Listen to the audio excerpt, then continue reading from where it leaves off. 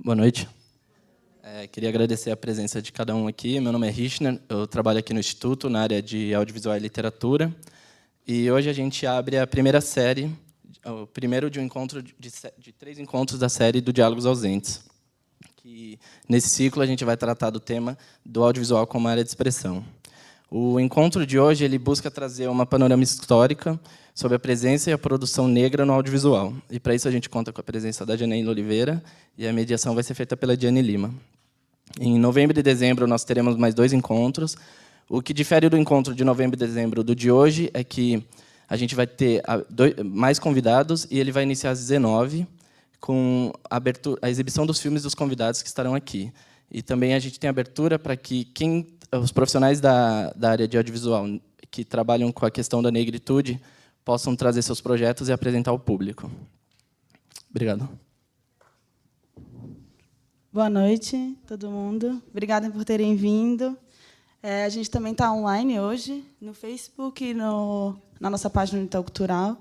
Também quero dar um oi para todo mundo que está acompanhando a gente online. Tenho encontrado muita gente que sempre fala que está acompanhando, então é bom saber. Eu vou começar hoje lendo aqui um trecho de uma emenda constitucional que diz o seguinte: não haverá nos Estados Unidos ou em qualquer lugar sujeito à sua jurisdição nem escravidão nem trabalhos forçados, salvo como punição de um crime pelo qual o réu tenha sido devidamente condenado. Esse é um trecho da terceira emenda constitucional dos Estados Unidos. Essa emenda ela é o argumento central de um documentário de uma cineasta chamada Ava DuVernay, que é a mesma cineasta do filme Selma, um filme que fala sobre a trajetória do Martin Luther King nos Estados Unidos, em luta dos direitos civis e eleitorais. E esse documentário, que se chama A Terceira Emenda, ele fala sobre a relação constitucional nos Estados Unidos e como que essa emenda ela modificou e transformou a tentativa de liberdade nos Estados Unidos, né? Ela torna todo cidadão americano livre, exceto criminosos. E esse filme ele é muito interessante. Eu assisti ele semana passada. Ele tem 1h e 40 minutos, mas eu fiquei assistindo praticamente 4 horas, porque a gente parava o tempo inteiro e começava a discutir. E ele tem 3 coisas assim, importantes que eu acho que são dispositivos bons para a gente discutir hoje, com a presença da nossa convidada. A primeira delas é que é a própria disputa da narrativa.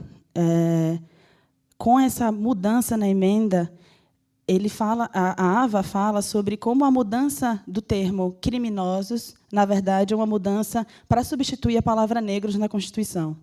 Então, se você lê toda a emenda e se você lê todo o processo de atualização da mudança do processo de escravidão para o processo de encarceramento em massa nos Estados Unidos, você troca a narrativa, né, o texto jurídico, e você pode considerar que não se fala de criminosos, se falam de negros. Então, esse é o ponto 1. E esse é o coração do filme, né, falar sobre esse encarceramento em massa, falar sobre como que os Estados Unidos se transformou no país com mais presos do mundo, né? Não sei se alguém assistiu. Alguém assistiu? Não? Você assistiu? Ótimo, porque senão a gente pode ficar o dia inteiro, a noite inteira aqui conversando sobre ele. A segunda coisa, para além dessa mudança da narrativa do filme, é que ele tem uma pesquisa extensa e ele fala sobre, através de uma análise de discurso, uma análise de cinema, uma análise da mídia, ele mostra como o cinema foi utilizado para justamente validar a imagem do negro enquanto criminoso, né? Então, como que o cinema, a partir de uma realização cognitiva e semântica, transforma o que é algo escrito no texto em verdade, né? Então, esse é um outro ponto também importante para a gente pensar. E, para isso, ele mostra o filme que se chama O Renascimento de uma Era, que é um filme... Deixa eu só conferir se é isso mesmo. Nascimento de uma Nação, desculpa. Que é um filme de grande bilheteria nos Estados Unidos, considerado um marco na história dos Estados Unidos. E, nesse filme, o negro ele é representado como um objeto animalesco, né, sempre no lugar da subalternidade. E a pessoa que a mulher branca deve ter medo. Então, tem uma cena, inclusive, no documento que o documentário mostra, que é desse filme, que a mulher se joga no despenhadeiro para fugir do homem negro. E a terceira coisa, né, que amarra tudo isso e que muito nos aproxima dessa realidade brasileira e da realidade da pesquisa, que a pesquisadora que a gente convidou hoje aqui vai tratar, é, de fato, como o cinema ele tem sido esse lugar de construção de narrativa, né, e como que a produção do cinema contemporâneo no Brasil vem atuando no sentido de criar uma contranarrativa para essa imagem do negro no país. Então, hoje a gente vai ter aqui a presença da Janaína Oliveira, e ela fala uma coisa muito importante para a gente começar a discussão de hoje, que é o seguinte: o cinema negro é um projeto em construção no Brasil. Tal projeto tem na busca por autonomia da representação das culturas negras no campo das imagens sua principal missão, tendo para isto que lidar com obstáculos em todas as esferas da produção audiovisual. Historicamente, esse projeto se estabelece em relação direta com as lutas dos movimentos negros. É assim nos Estados Unidos, quando, pela primeira vez, realizadores negros passam a produzir imagens de contra-representação dos negros no cinema. Nesse sentido, na perspectiva adotada no trabalho de dois pesquisadores que ela cita, que é o Novel Carvalho e a Edileza Souza, ela pensa e caracteriza o cinema negro como um gênero cinematográfico em sintonia com os principais temas de lutas antirracistas do país. Assim, dentre os elementos dessa luta, se associam ao projeto do cinema negro do Brasil, figuram no centro do debate os conflitos em torno da consolidação hegemônica da identidade nacional brasileira, empenhada em colocar o negro em posição de subalternidade e não como elemento fundamental da formação cultural do país. Então, eu vou chamar aqui, por favor, a Janaína Oliveira. Palmas para ela, veio do Rio de Janeiro. Trouxe um pouquinho de calor para a gente. A Janaína ela é pesquisadora e doutora em História pela PUC-Rio, professora da disciplina no Instituto Federal do Rio de Janeiro, no Campus São Gonçalo, onde coordena também o Núcleo de Estudos Afro-Brasileiros e Indígena. Realiza pesquisas centradas na reflexão sobre o cinema negro no Brasil e na diáspora, e também sobre as cinematografias africanas, sempre buscando conexões que possam incidir também na área de educação e das relações étnico-raciais. Desde 2009, ela orienta a pesquisa, que foi a pesquisa de onde eu tirei esse trecho que eu li para vocês, que se chama Cinegritude, reflexões sobre a invisibilidade das produções cinematográficas africanas e afro-brasileiras na contemporaneidade. Ela também coordena projetos e trabalhou em projetos como a FESPACO, em Burkina Faso, né, e fez curadoria recente na FINCA, que é a Feira Internacional de Cinema de Realizadoras no Recife. Então, eu vou passar a palavra para a Janaína, agradecer pela presença. Como o Richard falou, a gente hoje vai fazer um panorama histórico do cinema negro no Brasil. A tentativa de fazer essa analogia com o que aconteceu em Selma e também com o novo filme da Ava é pensar como o cinema, de fato, tem sido esse lugar de mobilização, né, de construção de contranarrativa e da possibilidade de nos retirar desse lugar da subalternidade presente em todo o imaginário afro-brasileiro. Então, vou passar a palavra para a Janaína e espero que seja uma ótima noite para todo mundo. Boa noite a todas e a todos. Boa noite quem está assistindo online. Antes de mais nada, quero agradecer ao Itaú Cultural, quero agradecer a equipe do Diálogos, assim, super bem recebida o tempo todo. Quero agradecer especialmente a Diane, né? Vou agradecer logo porque, né, fiquei pensando quando ela foi falando, eu já fui esquecendo o que eu tinha pensado, porque tem uma coisa chamada sincronicidade, uma sinergia que acontece no mundo, vocês vão ver, porque assim, eu não começo falando do filme da Ava DuVernay, mas eu começo falando do nascimento de uma nação, em certo sentido. Então, assim, né, e eu vi o filme anteontem, na verdade. Então, a gente estava assistindo o filme junto, porque eu também assisti ontem. Tipo isso. E aí eu falei, gente, é isso, né? Então, tem um slide que eu trouxe para a gente conversar, e a ideia é que a gente possa conversar. Então, eu tenho uma hora, meia hora, 40 minutos. Essa fala é muito curiosa, porque eu já fiz ela em vários formatos, 10 minutos, 1 hora, 15 dias, 6 meses. Né? Sempre, enfim, é uma experiência para ver o que acontece. Fiquei pensando muito no contexto do Diálogos, né, e nessa fala que Diane faz da presença, né, da gente pensar a presença negra. E aí, quando a gente fala do audiovisual, do cinema, essa presença ela é marcada por ausências e negações, né? Então, assim, já é um desafio para a gente quando a gente está falando, né, do tema do negro no cinema.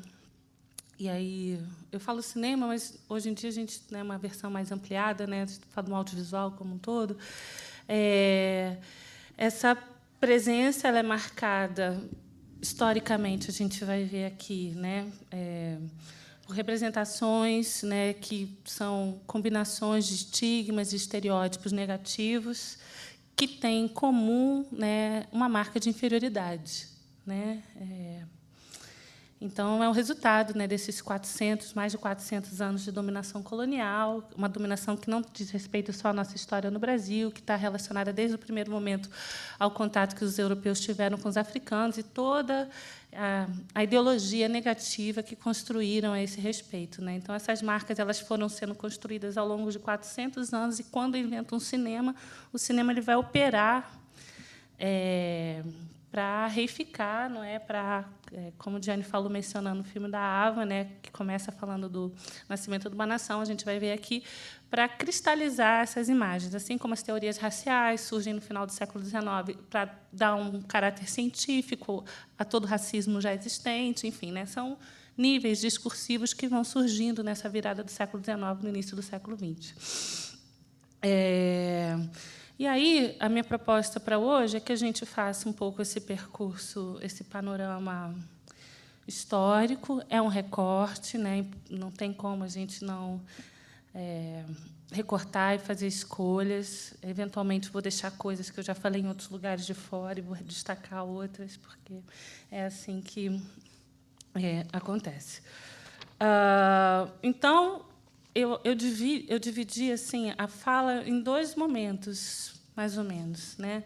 Que seria o negro no cinema, que é a ideia do negro, né, das culturas negras, das mulheres e homens negros representados no cinema por um olhar marcadamente eurocêntrico. Aí, quando eu estou falando eurocêntrico, eu não estou me referindo somente à Europa.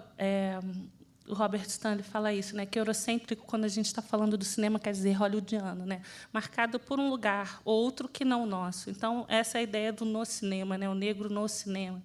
E aí tem um momento que é a gente, com o cinema, a gente pensando nas nossas próprias representações, que é o momento do surgimento do cinema negro. Eu vou focar né, no panorama em dois momentos, dois lugares. Eu vou falar um pouco dessa história relacionada ao contexto estadunidense, que é onde surge o cinema negro, e também, obviamente, para depois falar das nossas representações aqui no Brasil, só para a gente ter esse diálogo, porque esse diálogo ele existe, não é, até hoje. E aí também, pensando na questão dos diálogos que vem acontecendo aqui, eu fiz meu dever de casa, eu fiquei assistindo todos os vídeos.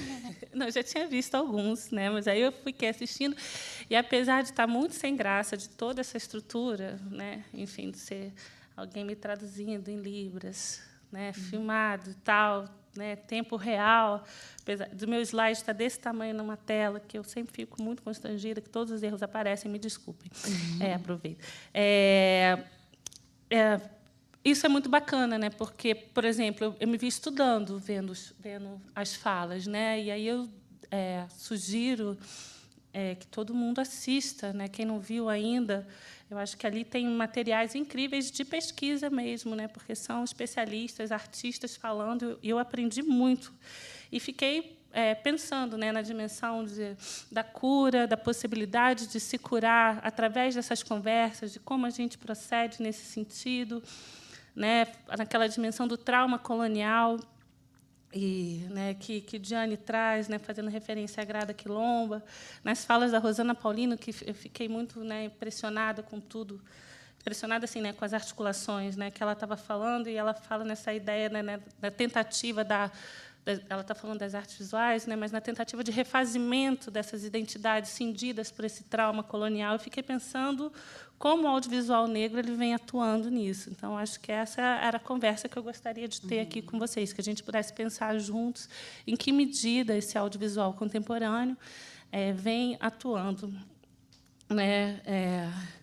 O Zósimo Bubu, que é uma pessoa central aqui nessa nossa conversa, no Brasil, ele sempre falava isso, né, que o cinema era uma arma, né, o cinema é uma R15 apontada, e eu acho que continua sendo, eu acho que é isso, é uma arma. Porque o cinema ele não é só uma representação da realidade. O cinema é a ficção, o cinema é afeto, né? Então ele mostra ao mesmo tempo que transforma, né? E o grande exemplo disso, né, é essa história do cinema hollywoodiano, de como começam a acontecer as primeiras representações negras no cinema. Desde o primeiro momento, o cinema ele surge, né, na França, no final do século XIX, e já nas primeiras décadas do século XX, ele já é uma indústria, né, no sentido que tem hoje. Em Hollywood, né? Não na Europa, em Hollywood, né?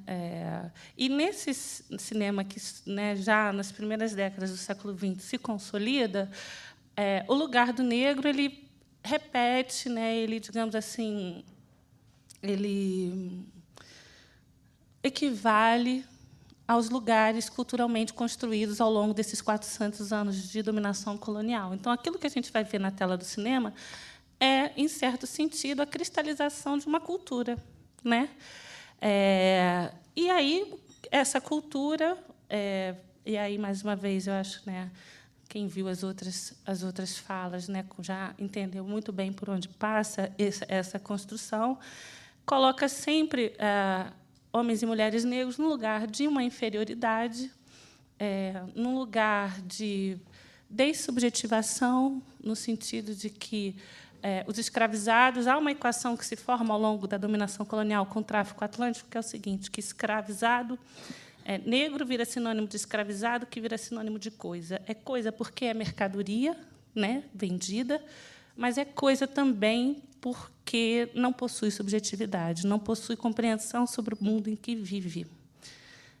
Isso permite que sejam considerados, em certos sentidos, menos humanos, bestiais, grotescos, e é assim que eles vão aparecer, esses homens e mulheres vão aparecer no cinema. Essa ausência de subjetividade também vai aparecer no cinema numa prática, uma prática de cena, que é você usar atores brancos pintados de preto.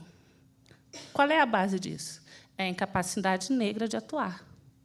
A constatação, naquele imaginário, de que pessoas negras não sabem, não são aptas, não têm em si essa habilidade. Então, nesse sentido, mais uma vez, a gente vê essa coisificação representada na tela de uma forma muito clara. O blackface nada mais é do que isso, porque os blackfaces aparecem quando? Quando são histórias que têm negros, mas negros que são personagens, que têm algum grau de atuação. Porque, quando são pessoas negras representando escravizados, aí tudo bem ser pessoas negras, não precisa de um blackface, não. Mas, se tiver um papel, qualquer ele que seja, algum grau de dramaticidade, aí você pinta uma pessoa branca de preto, porque aí vai dar conta. Né? Então, a gente vê Hollywood, desde o começo, usando esse recurso, né, para tipos, aí que fica curioso também, que os tipos que estão presentes são estereótipos negativos também. Então, são sempre lugares de subalternidade, né? Então, é a empregada, é o bobo da corte, é o pai Tomás, que é também outra figura criada, né, no âmbito da literatura e que também vai para as telas do cinema. Então, a gente vê isso logo desde o primeiro momento, né? E nessa recusa de chamar atores negros para atuar. Ali no slide eu botei algumas dessas representações. Embaixo você tem um cartaz de um filme do Ernest Hogan, né? Que todos os Kuns parecem comigo, né? O Kun é essa figura desse homem negro, né? Sempre, geralmente a maioria são homens, né? Com os olhos esbugalhados, com essa boca exacerbada, e que quando fala assim, né? E que quando olha. Nunca é sempre uma coisa da ordem do bestial, né? Ali tem do Pai Tomás, né? Que é uma figura clássica da literatura que também aparece várias vezes no cinema, que é a ideia daquele homem negro que, em certo sentido, coopera e admira, não é, a cultura branca, então que se integra, através da subserviência. Bom, e ali a gente tem a Hattie McDonald, né, que fez a ama, que é a empregada, não é, da Scarlett O'Hara no Vento Levou, né, que é uma das figuras clássicas. Depois eu conto a história dela no Oscar. Enfim, e ali, maior, em destaque, a gente tem um personagem, talvez seja do nascimento principal do Nascimento de uma Nação, talvez, não sei se é o personagem principal, mas é aquele que ficou mais famoso pela sua negatividade, que é o Gus, né, que é o homem que a Diane mencionou, que corre atrás da menina. Normalmente eu até passo uns trechos do Nascimento de uma Nação, não sei, a gente pode ver aqui, dependendo do tempo. Enfim, mas são esses a ordem dos personagens. Então, essa ideia não é de uma ausência de subjetividade, né, nessa herança colonial que eu mencionei, dessa coisificação, e dessas situações sempre subalternas, sempre expostas a um certo ridículo, a um certo escracho, não é? Então, esse é o quadro dos negros no cinema. E aí eu trouxe... Não sei se eu passo agora. Não vou passar depois. Vou falar mais um pouco. E aí, O Nascimento de uma Nação, que é esse filme de 1915, ele é o grande marco, digamos assim, dessa cristalização negativa do que são as pessoas negras, né? Esse filme ele está presente em todos os manuais de cinema, como um grande clássico revolucionário do cinema mundial. É verdade. Ele realmente, o Griffith, é da ordem do genial. Ele inventou, tecnicamente, várias coisas que nunca tinham sido feitas no cinema, coisas que, hoje em dia, a gente nem percebe.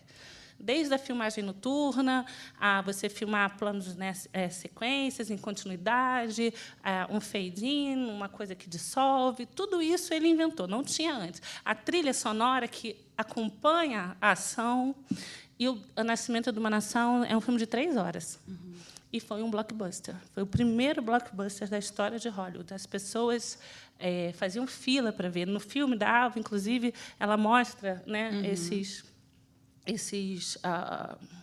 momentos, né, do nascimento de uma nação. Nenhum não vou dizer, mas até os anos 60, nenhum desses livros de cinema abordava a questão do tema. Como vocês podem perceber no cartaz, que é o cartaz original do filme, a nação... É horrível essa frase, eu vou falar assim mesmo. A nação que nasce é a Ku Klux Klan, a nação da Ku Klux Klan. Né? Vou contar rapidamente a história do filme.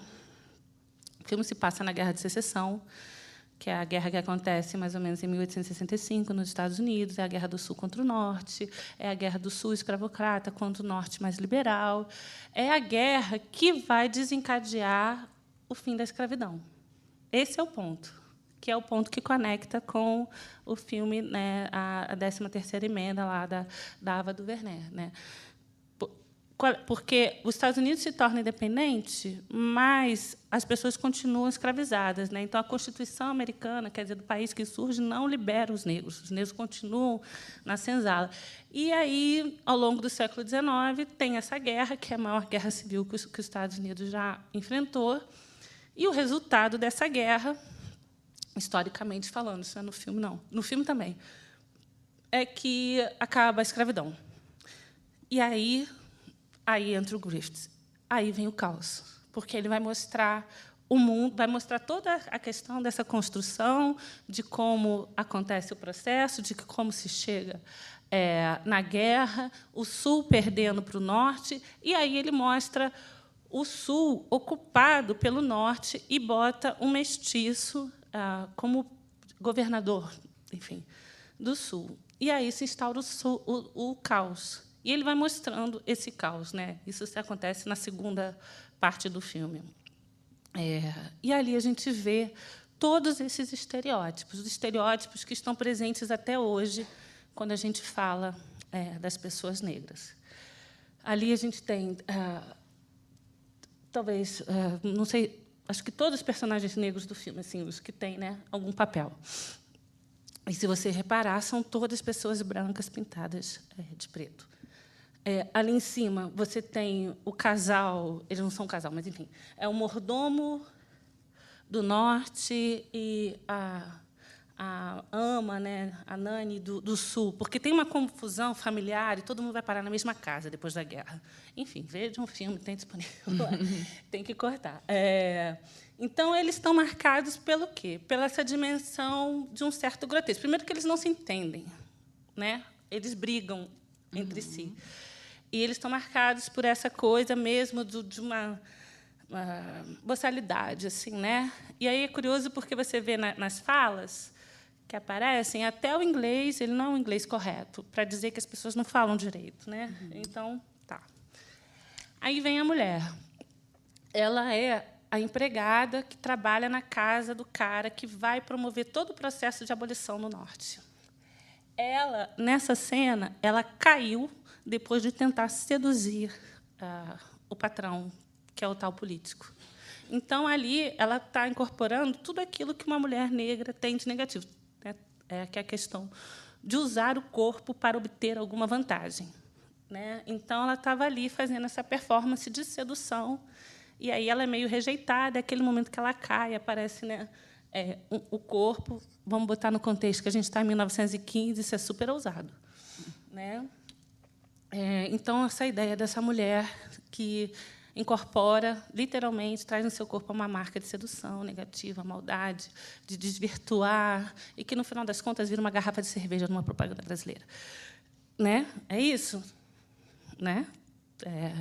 O seu corpo é esse objeto que traz esses atributos. E, ali, embaixo, a gente tem o Gus, depois desse momento em que ele é julgado e tal, a menina pula do penhasco e ele está sendo julgado pela Ku Klux Klan, e, enfim, ele vai ser morto e tal. E ele é a incorporação do quê? Né? Do homem negro como aquele que não contém os seus impulsos sexuais, né? Aquele homem que é um estuprador em potencial. Então, o que faz o nascimento de uma nação é, resumidamente, trazer todos esses estereótipos. E tem tantos outros. Tem uma cena que talvez seja uma das mais clássicas, que é no momento, a primeira assembleia na Câmara Legislativa com os negros. E aí as pessoas tiram o sapato, comem, enfim, né, não sabem se comportar, né, naquele ambiente civilizado que é uma Assembleia Legislativa. E tudo isso, como o documentário da Ava DuVernay vai falar, ele não é uma representação só. Ele responde a um anseio da sociedade. Mais do que isso, né? Ele legitima esse racismo que a gente está aqui em 2016 discutindo, não só na sociedade americana, mas também na nossa. Então, e aí o curioso é isso. Até os anos 60, esse filme era super discutido, sem acontecer nenhuma reflexão sobre a questão racial, propriamente. Depois disso, a gente já vive um outro contexto, onde assim, surgem os terceiros cinemas, o cinema do terceiro mundo, aí as pessoas começam a fazer a crítica. Mas havia uma crítica interna no âmbito do cinema, e é essa crítica que vai gerar o cinema negro. Eu vou falar depois, mais adiante, mas é o Oscar Micheaux, que é considerado, digamos assim, o precursor do cinema negro americano, estadunidense, que ele vai construir uma resposta audiovisual ao nascimento de uma nação. É um filme que se chama De Dentro dos Nossos Portões, onde ele vai mostrar todos os estereótipos invertidos, inclusive talvez aquele que é considerado o mais grave de todo, aquela figura onde o homem negro sempre quer uma mulher branca. Então, ele vai mostrar um homem branco tentando estuprar uma mulher negra, né? Enfim. Esses estereótipos, aí na nossa dinâmica, para a gente pensar já o que está acontecendo por aqui, eu não posso muito desenvolver o The Birth of Nations, enfim. Esses estereótipos, eles vão estar presentes nas nossas representações. Então, assim como eu disse, que nos Estados Unidos, né, o cinema, ele surge correspondendo, se relacionando, sendo afetado e afetando esse imaginário negativo, no que diz respeito às populações negras, no Brasil não vai ser diferente, né? A gente vai ter, no cinema, no que diz respeito ao negro, no cinema brasileiro, esse mesmo ideário. Aí a gente tem que pensar que a gente está na Primeira República, né? O começo da República Brasileira. Quem viu, aí mais uma vez fazendo referência, né, às outras atividades aqui do Diálogos, né, a Rosana Paulina, ela faz análise de um quadro do Modesto Brox que se chama Redenção de Cã, que eu costumo dizer que é a materialização da concepção, né, da identidade brasileira naquela época, né, que é basicamente uma afirmação do caráter negativo da miscigenação, né? É o primeiro momento em que os negros aparecem na foto, aí no quadro, mas aparece para se redimir, né? Aparece porque tem que aparecer, porque antes não precisava. Até um ano antes da proclamação da República não precisava, porque não havia cidadania. Então, o negro era objeto, era coisa, não faz parte dessa sociedade. Mas de 89 em diante tem que incluir. Inclui como? Aí vem as teorias raciais, vem todo um contexto que vai dizer que branco com negro é ruim, mestiçagem é negativa, então tem que embranquecer. É isso que a gente vai ver, em certo sentido, nesse primeiro momento do cinema nacional, que também começa nesse momento do final do século XIX e vai, né, ter a Era Silenciosa, porque o cinema silencioso não dá muito conta, mas, enfim, é melhor que mudo, porque o cinema só vira mudo quando começa a ter som junto com a película, né? Isso só acontece em 1930. Então, é o cinema silencioso. Essas sessões elas eram musicadas, algumas delas tinham atores que falavam as falas atrás do palco, enfim. Não se tem muito registro, né? Esses filmes eles se perderam em grande parte. Os filmes, sobretudo os filmes que trazem negros como personagens, se sabe desses filmes pelo que se escrevia na época, não é pelo trabalho de pesquisadores. O Noel Carvalho ele tem um texto falando disso. E aí, para resumir, o que se via nessa época, você usa o enquadramento plano como uma forma de invisibilizar. Então, quando tem pessoas negras, elas estão sempre no segundo plano, elas estão sempre saindo de cena. E, por vezes, também se fez uso do blackface aqui no Brasil. Na década de 30 em diante, aí eu pensando mais o período das chanchadas, né, você está respondendo um outro estereótipo, que não é mais o estereótipo onde a mestiçagem é negativa, mas o estereótipo onde a mestiçagem é positiva, em certo sentido, que é o contexto da democracia racial, né, que é aquele momento que vai se cristalizar essa presença, digamos, negra, não mais vista como algo que precisa embranquecer, mas como algo próprio nosso, mas que tira da escravidão toda a sua violência e diz que aqui a gente se encontrou, não é, para formar essa nossa identidade brilhante, enfim, uma harmonia, né? A ideia da democracia racial tem em si a pressuposição de que não houve o conflito, ou de que o conflito não foi tão duro assim. Há toda uma relação. Nesse momento, estava se comparando com o que era a escravidão nos Estados Unidos. Enfim, é uma outra conversa, mas é o que está no cenário. E aí, o que a gente vê no cinema? A gente vai ver, mais uma vez, esses estereótipos. No âmbito desses filmes, eu sempre uso esse filme Carnaval na Atlântida. Tem disponível online também. Que é com o Grande Otelo, né, e o Collet. Se você for ler a sinopse, o protagonista do filme vai contar a história do Oscarito, que é o protagonista do filme. Mas na minha sinopse é o filme deles dois. E esse filme, para mim, ele é um símbolo dessa ainda, né, dessa reiteração que, mesmo no âmbito dessa discussão da democracia racial, se pensa, se percebe homens e mulheres negros assim como possuidores de uma subjetividade inferior. Vou contar só o trecho que está ali daquela cena. O Collet e o Grande Otelo vão se candidatar para o emprego num estúdio de cinema. E o diretor do estúdio quer fazer uma encenação da Helena de Troia. E eles chegam lá com o roteiro. Primeira coisa que acontece, eles são esculachados pelo diretor, no sentido de quem chamou eles ali, como eles ousavam chegar ali para apresentar um roteiro, e manda eles para a faxina. Isso você vê até na sinopse. Na sinopse está assim: 2 malandros. É assim que começa a sinopse do filme, né? E aí eles chegam e vão para a faxina. Beleza. Tem um determinado momento do filme que eles se deparam com um cenário onde desenrolaria a Helena de Troia, e o diretor chega, né? E aí o diretor meio que pergunta: o que vocês estão fazendo aí? A gente está imaginando aqui como seria e tal. Acho horrível. Normalmente eu mostro tudo isso, sabe? Mas em uma hora não dá para mostrar. Então, eu vou contar, desculpa. Então, o diretor chega e eles contam, né? A gente está aqui imaginando. Aí o Grande Otelo fala: olha, eu conheço uma pretinha lá no morro que é de arrasar, ela seria perfeita para a Helena de Troia. E aí corta e mostra como seria a Helena de Troia deles. E essa é uma foto da Helena de Troia, encenada por eles. Então, está o Grande Otelo fazendo o papel de bufão, ele fica dançando daquela maneira que eu acredito que todos vocês já viram naquela performance, não é?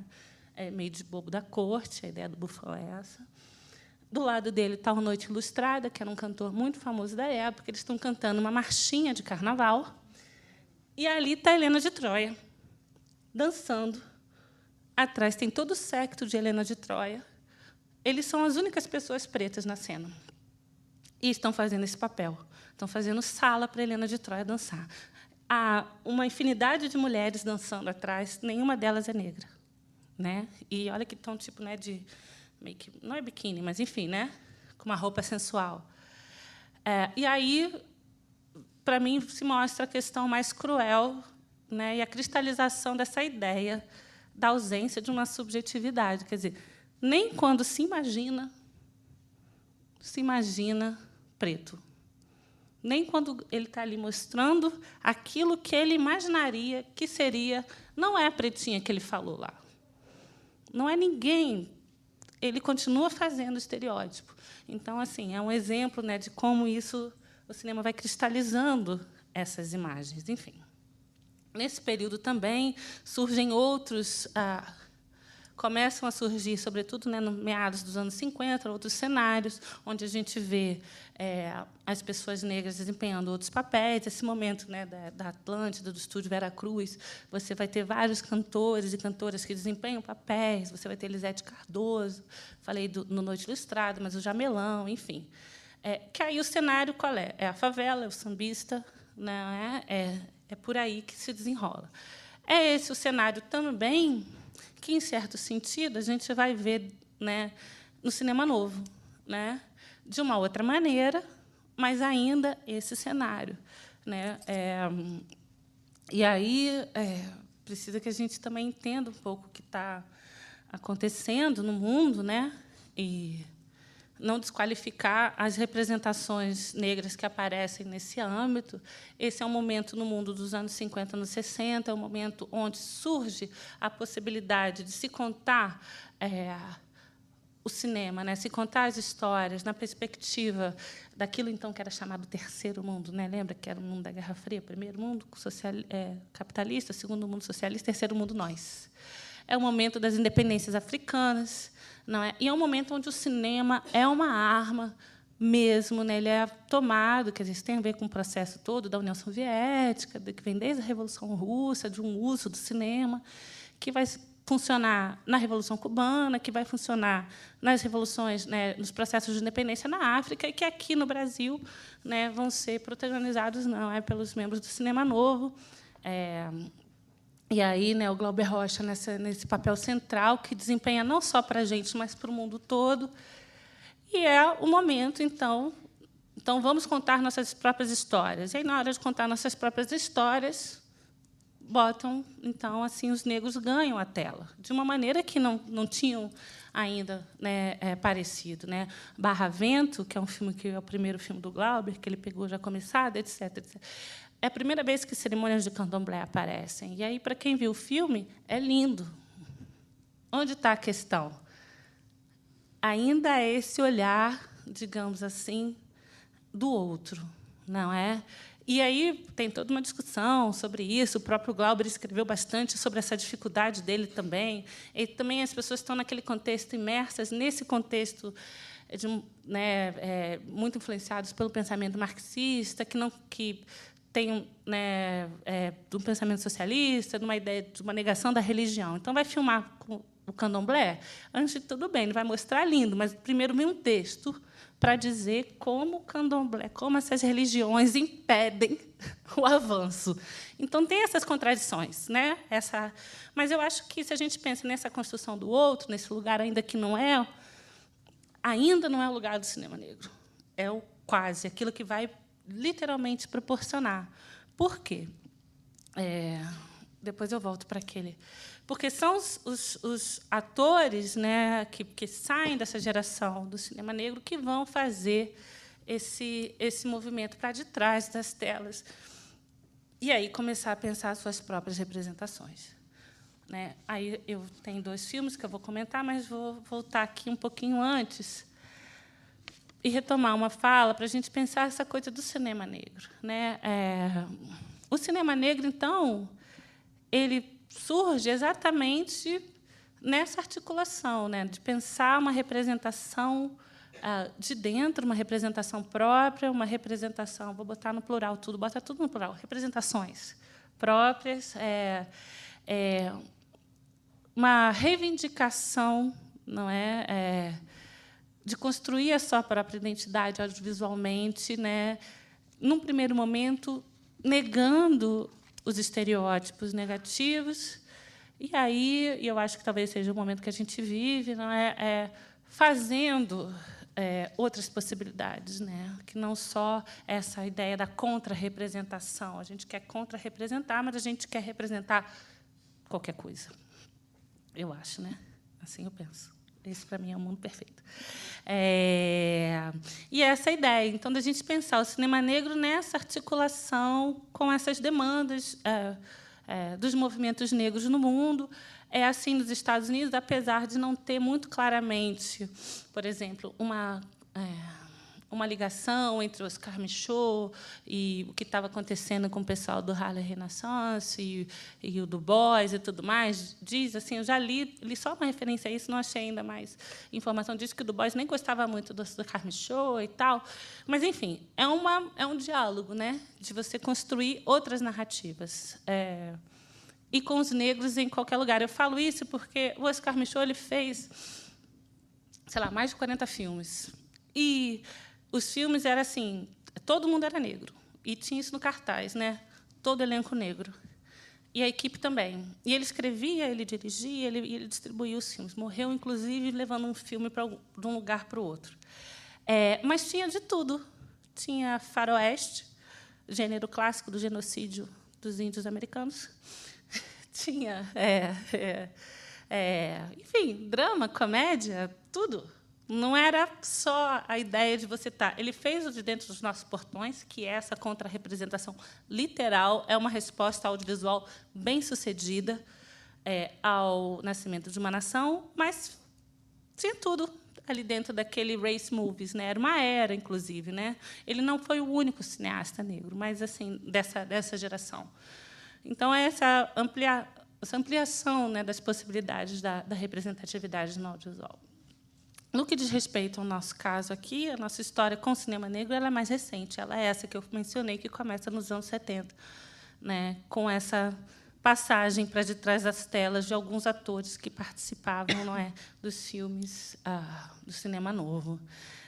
Mas, então, se a gente fosse traçar uma linha, né? E aí eu acho que eu botei a coisa do teatro experimental no negro, né? Nessa ideia dessa referência desses lugares, porque, como a gente vai ver, quando o cinema negro surge, ele surge nesse diálogo, meio que retomando, inclusive, né, demandas e questões que já tinham sido colocadas no âmbito do teatro experimental do negro, do Abdias Nascimento e tudo mais, né? E aí o marco,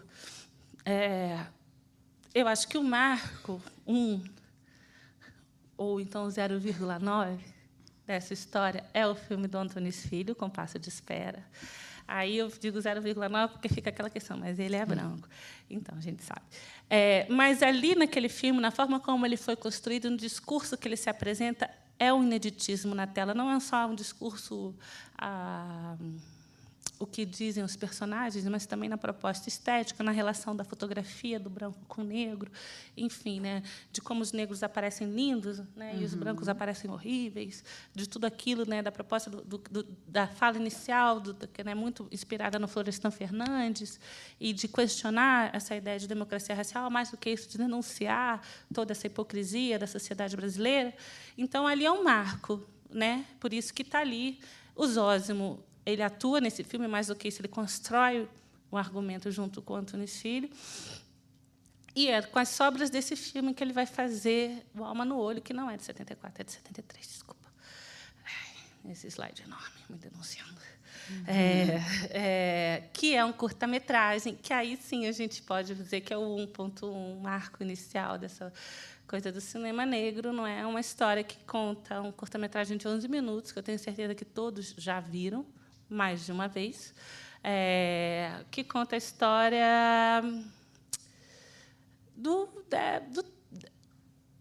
das culturas negras, né, nessa relação com o tráfico atlântico, né, da retirada, do sequestro dos africanos para a vinda, enfim, para a diáspora, de todo o processo de embranquecimento, tudo isso em 11 minutos, ao som de Joe Coltrane, inspirado pelo livro do Eldridge Cleaver, que era membro, né, dos Panteras Negras. Ele escreveu um livro que chamava Alma no Exílio. Então, são todas essas referências do movimento negro, percebe? Que a gente estava falando juntas, né? Ali, naqueles 11 minutos, que está disponível para as pessoas assistirem, para quem, eventualmente, não viu. E aí eu vou fazer uns cortes, né? Porque, senão, não dá. A gente tem... mas eu quero chegar agora. A chata do tempo. Eu sei. Tem um outro momento nessa história, nessa trajetória do cinema negro. E aí é preciso dizer assim, né, que a associação que eu mencionei com os cinemas com os movimentos negros, todo esse questionamento, para mim, assim, só reitera uma coisa que para mim sempre foi muito clara, que falar em cinema negro é, antes de mais nada, uma questão política. Não é? A gente pode ficar aqui conceituando, tem toda uma história do conceito, das formas como as pessoas conceituam e tal, e não tem consenso. E, exatamente por isso, a gente percebe que não tem consenso, porque não é uma questão filosófica, não é? É uma questão de... É um conceito, como diz a professora Edileuza Souza, que ele é corporificado pela militância, não é? Então, eu acho que né? Esse é o ponto. E aí, nessa história, eu acho que a gente sofre um processo que são invisibilizações. O Zósimo é um invisibilizado e a Adélia Sampaio, até muito recentemente, era a outra. A Adélia Sampaio foi a primeira realizadora, a primeira mulher negra a fazer um filme de ficção de longa-metragem em 1984, não é? Que é esse Amor Maldito. Até muito recentemente, as pessoas não falavam disso, ninguém sabia quem era a Adélia Sampaio. E aí eu chamo a atenção por uma outra questão interessante que vem acontecendo no âmbito do cinema negro agora no Brasil, que é esse cruzamento entre a dimensão acadêmica, entre a pesquisa e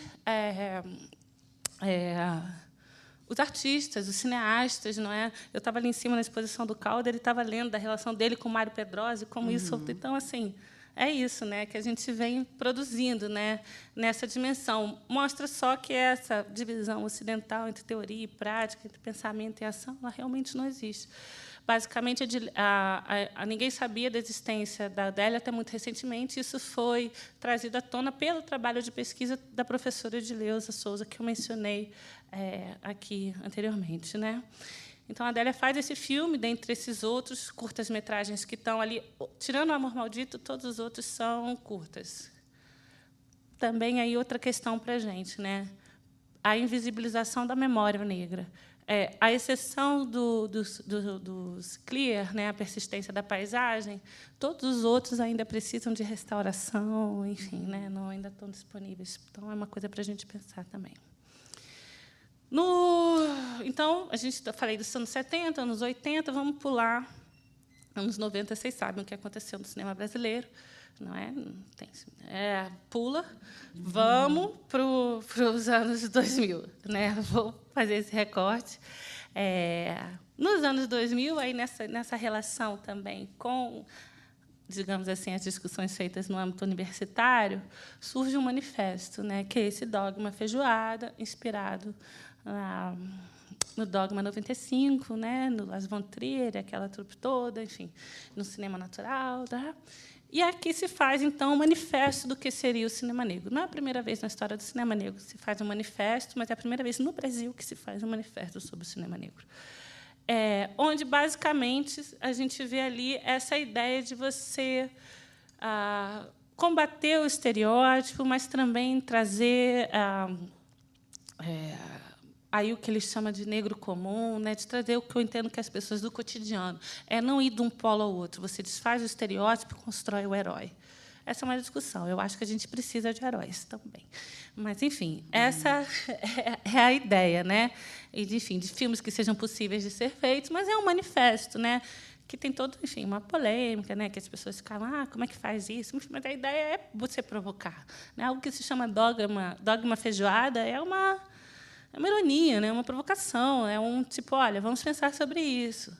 Eu acho que daí, no ano seguinte, em Recife, acontece, dentro do encontro de cinema, uma reunião que aí surge, talvez, assim, o que eu considero aquela primeira sinalização de um programa, no âmbito das questões do cinema negro, de um programa político de pensar as questões do audiovisual, né? Que aí vai falar não só da questão do cinema, mas vai falar, né, das agências de publicidade, das produtoras, das emissoras de televisão, vai falar da criação de fundos, vai falar do mercado, quer dizer, e vai falar da questão estética. Então, ali, eu acho que você já vê um desdobramento, digamos assim, mais político. E aí a gente passa para pensar o cinema negro não só naquilo que a gente está vendo nas telas, mas o que está acontecendo atrás das telas, que eu acho que são coisas que a gente precisa fazer sempre juntas, de um modo geral, né?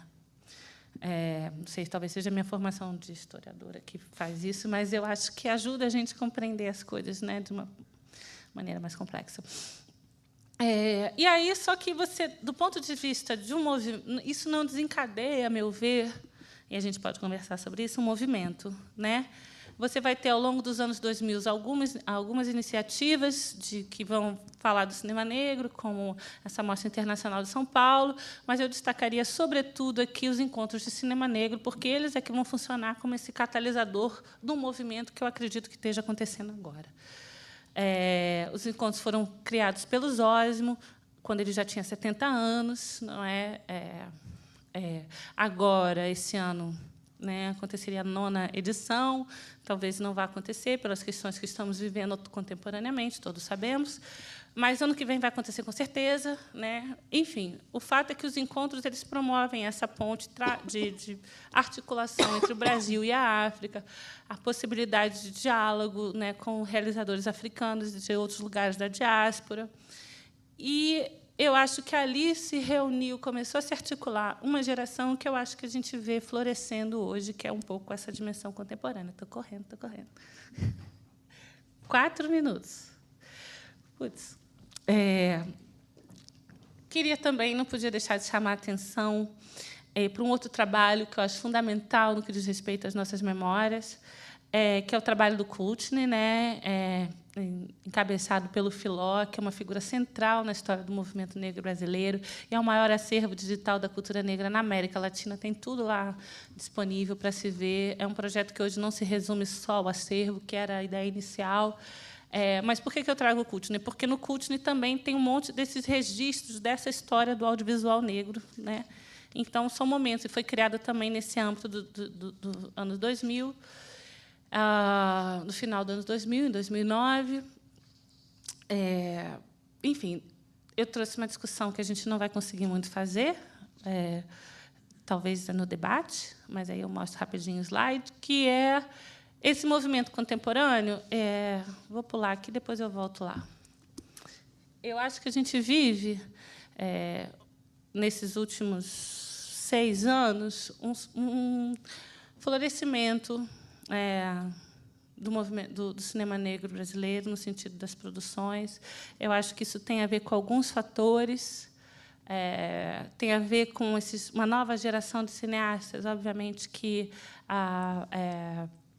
aparece, né? Essa nova geração de cineastas, da mesma forma como a gente pensou o Brasil, o início do cinema, a representação do negro no cinema relacionada à Primeira República, eu acho que a gente tem que pensar relacionada à Última República também, aquela que acabou.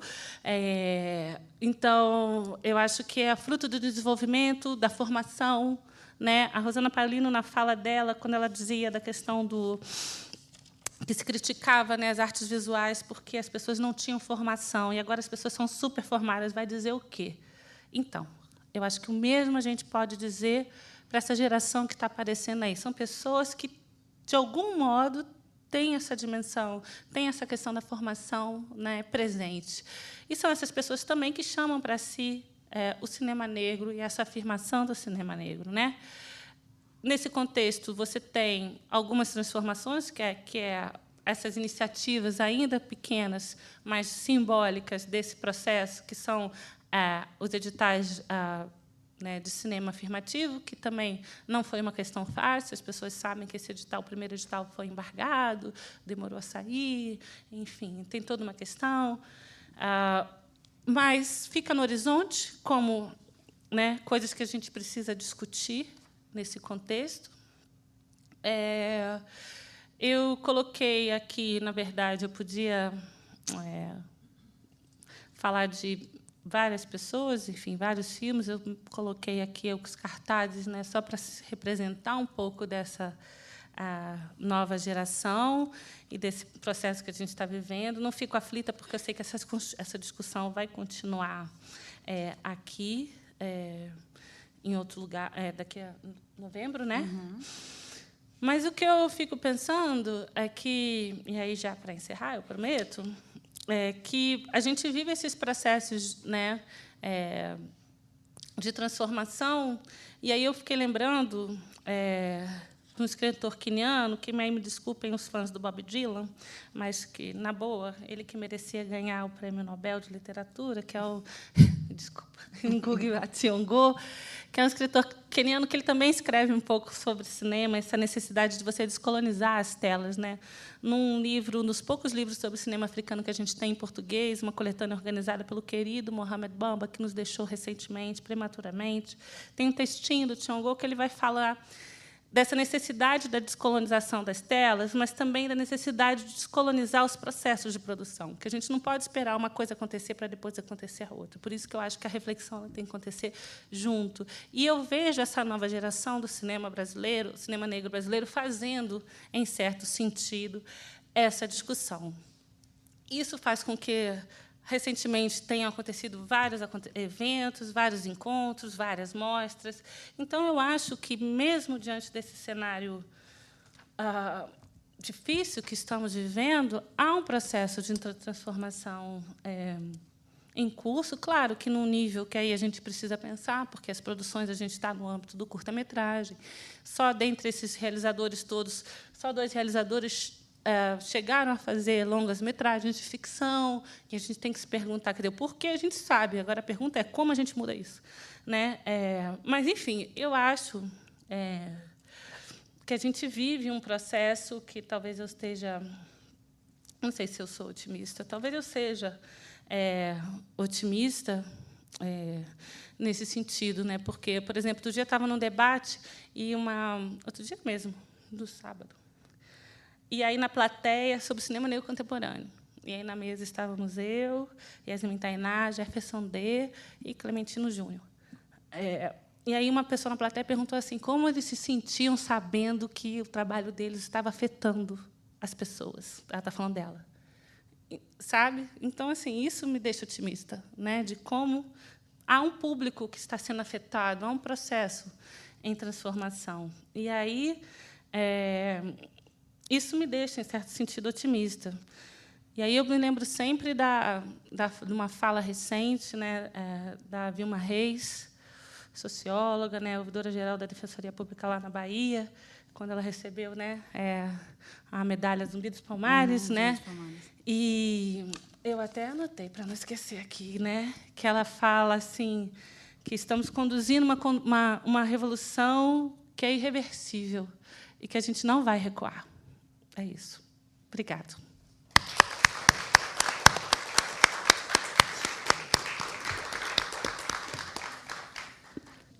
Bom, queria agradecer a fala da Janaína, também dar oi para a Viviane Ferreira, que está aqui com a gente. A Vivi, sem ser no próximo ciclo, é a convidada do outro ciclo, em novembro. E eu fiz aqui algumas pontuações da fala da Janaína, e o que me chama muita atenção é quando ela começa falando sobre o cinema ser uma arma, né? E é assim que ela começa a fazer a fala dela. Vou fazer uma retrospectiva para a gente abrir rapidamente para a pergunta, não vou me alongar muito aqui, para a gente conseguir discutir. Ela começa falando do blackface, eu achei interessante, porque, de fato, a gente não combinou as nossas falas, a gente não tinha combinado que eu ia falar do filme da Ava, nem do nada, então, realmente, foi uma sincronia. E achei interessante o fato dela trazer, logo no início, para pensar essa historicidade e essa personagem negra nos filmes, do blackface, que foi também o que originou a nossa discussão aqui dentro do Itaú Cultural, com o episódio dos Fofos. É esse episódio que faz com que a gente esteja aqui discutindo. Então, pensar como essa dessubjetivação ela tem sido esse dispositivo maior para pensar essa política, né? Então, me chamou muito a atenção isso. Em seguida, ela fala também sobre a relação do mito da democracia racial, no momento isso ser posto como forma negativa, depois de ser posto de uma forma positivada, sobretudo através do cinema novo, com a figura do Glauber, que reitera também alguns estereótipos do que é o ser negro, né, através do samba, através da religião.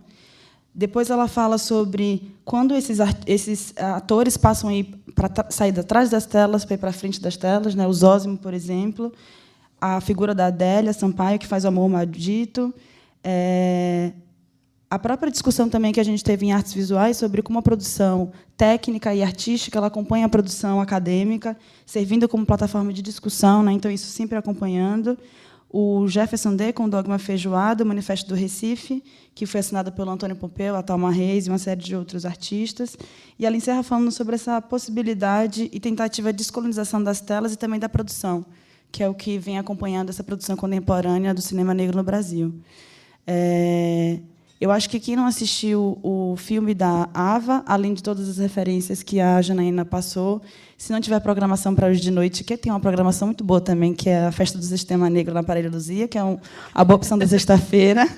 Mas quem não for para a festa pode também assistir os filmes que a Janaína falou, que eu acho que é uma maneira da gente refletir e continuar o debate em seguida nos outros ciclos, que, inclusive, já estão abertas as inscrições para pessoas que querem se inscrever, participar e mostrar seu trabalho aqui. Vou abrir o microfone para perguntas. Viviane Ferreira, por favor, nos ajude. Já se inscreveu? Obviamente que ela ia se inscrever, né, gente? Eu espero, inclusive.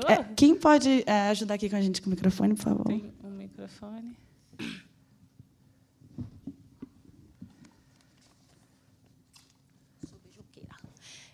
Boa noite a todas e a todos. Jana, é sempre um prazer incomensurável te ouvir.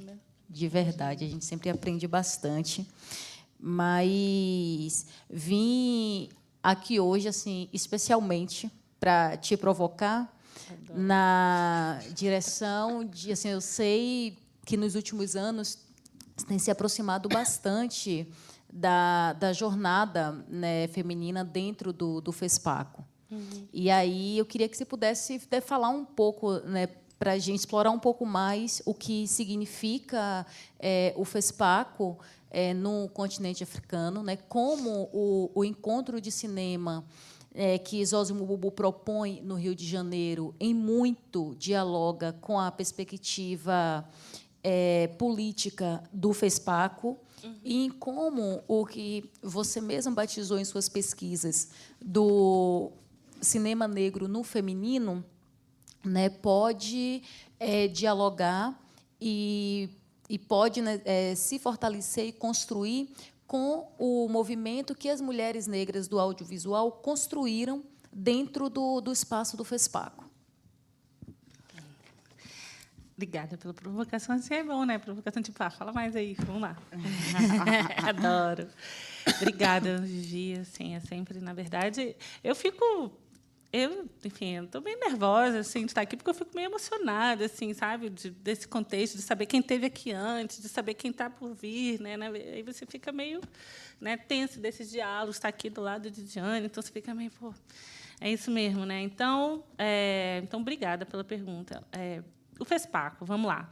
Para quem não sabe, o FESPACO é o Festival Pan-Africano de Cinema e Televisão de Ouagadougou. Ouagadougou, para quem não sabe, fica em Burkina Faso. Pera, como é que você pronuncia mesmo? Ouagadougou. Porque eu não falei porque eu não sabia pronunciar. Ouagadougou. Ouagadougou. Tem um amigo que fez uma letra para mim que chama Ouagadougou, um afrobeat.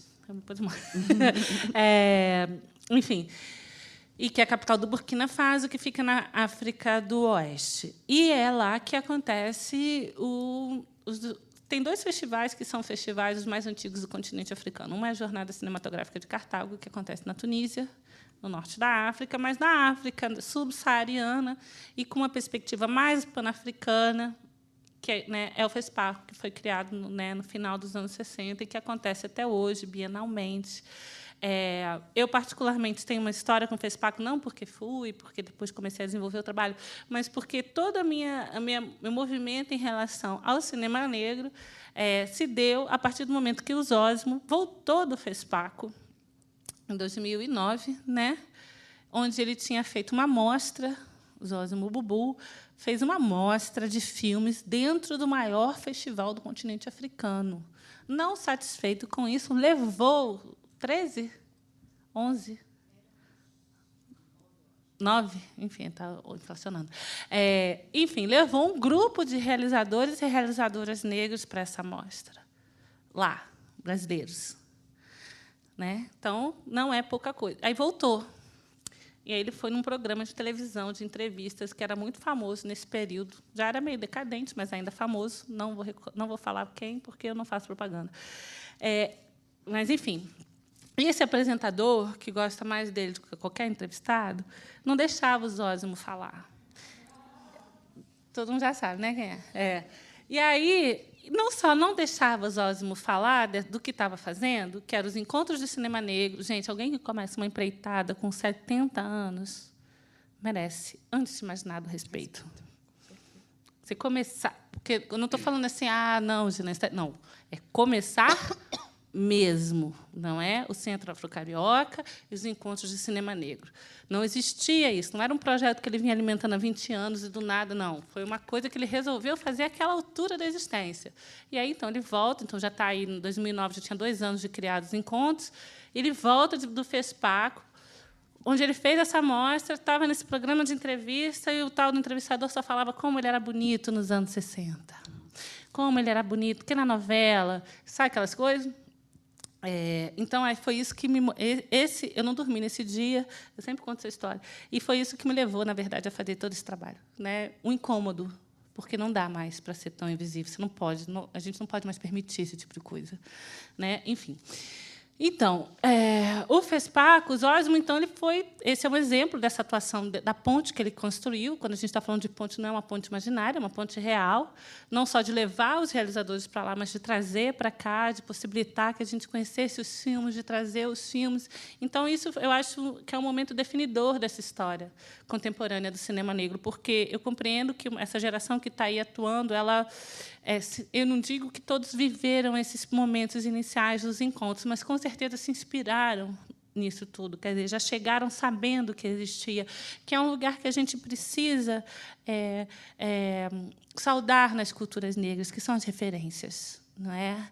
A gente não é carente de referência, a gente só precisa visibilizar as referências, fazer conhecer, fazer circular, porque as referências elas existem, não é? Claro, a gente sempre fala saldo das nossas ancestralidade, mas eu estou falando de coisas mais aqui atrás, aqui, né? Que também precisam ser saudadas. E o Zósimo fez esse movimento.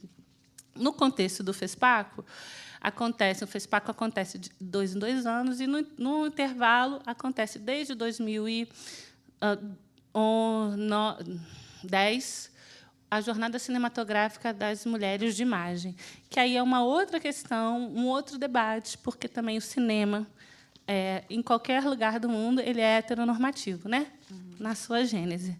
Então, nas suas práticas.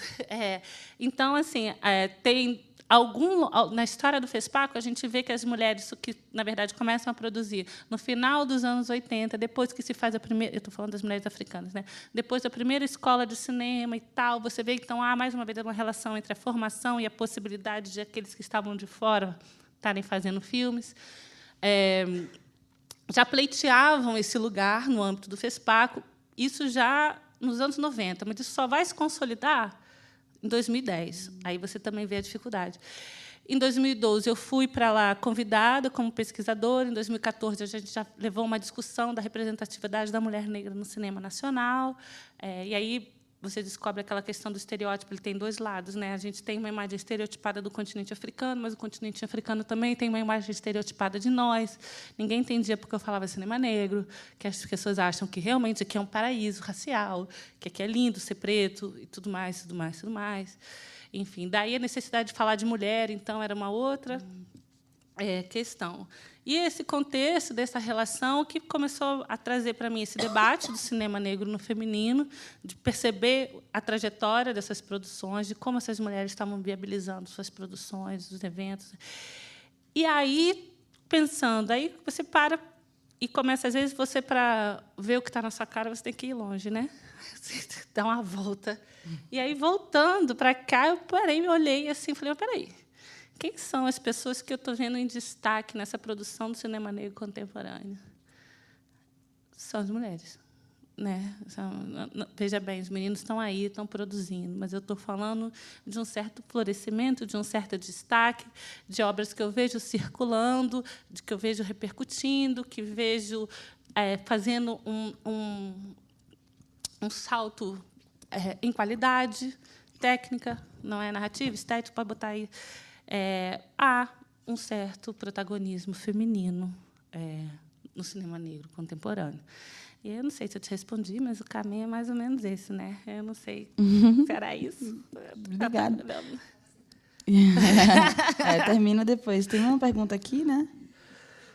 Tudo bom? Meu nome é Marina. E eu queria, na verdade, problematizar, porque eu estou um pouco tensa com o momento que a gente está vivendo, né? E, assim, de uns tempos para cá, teve uma primavera do feminismo, e isso chegou no cinema. Principalmente em São Paulo, a gente tem o SP Cine, com o Haddad, que tem dado um certo espaço para movimentos sociais e tal.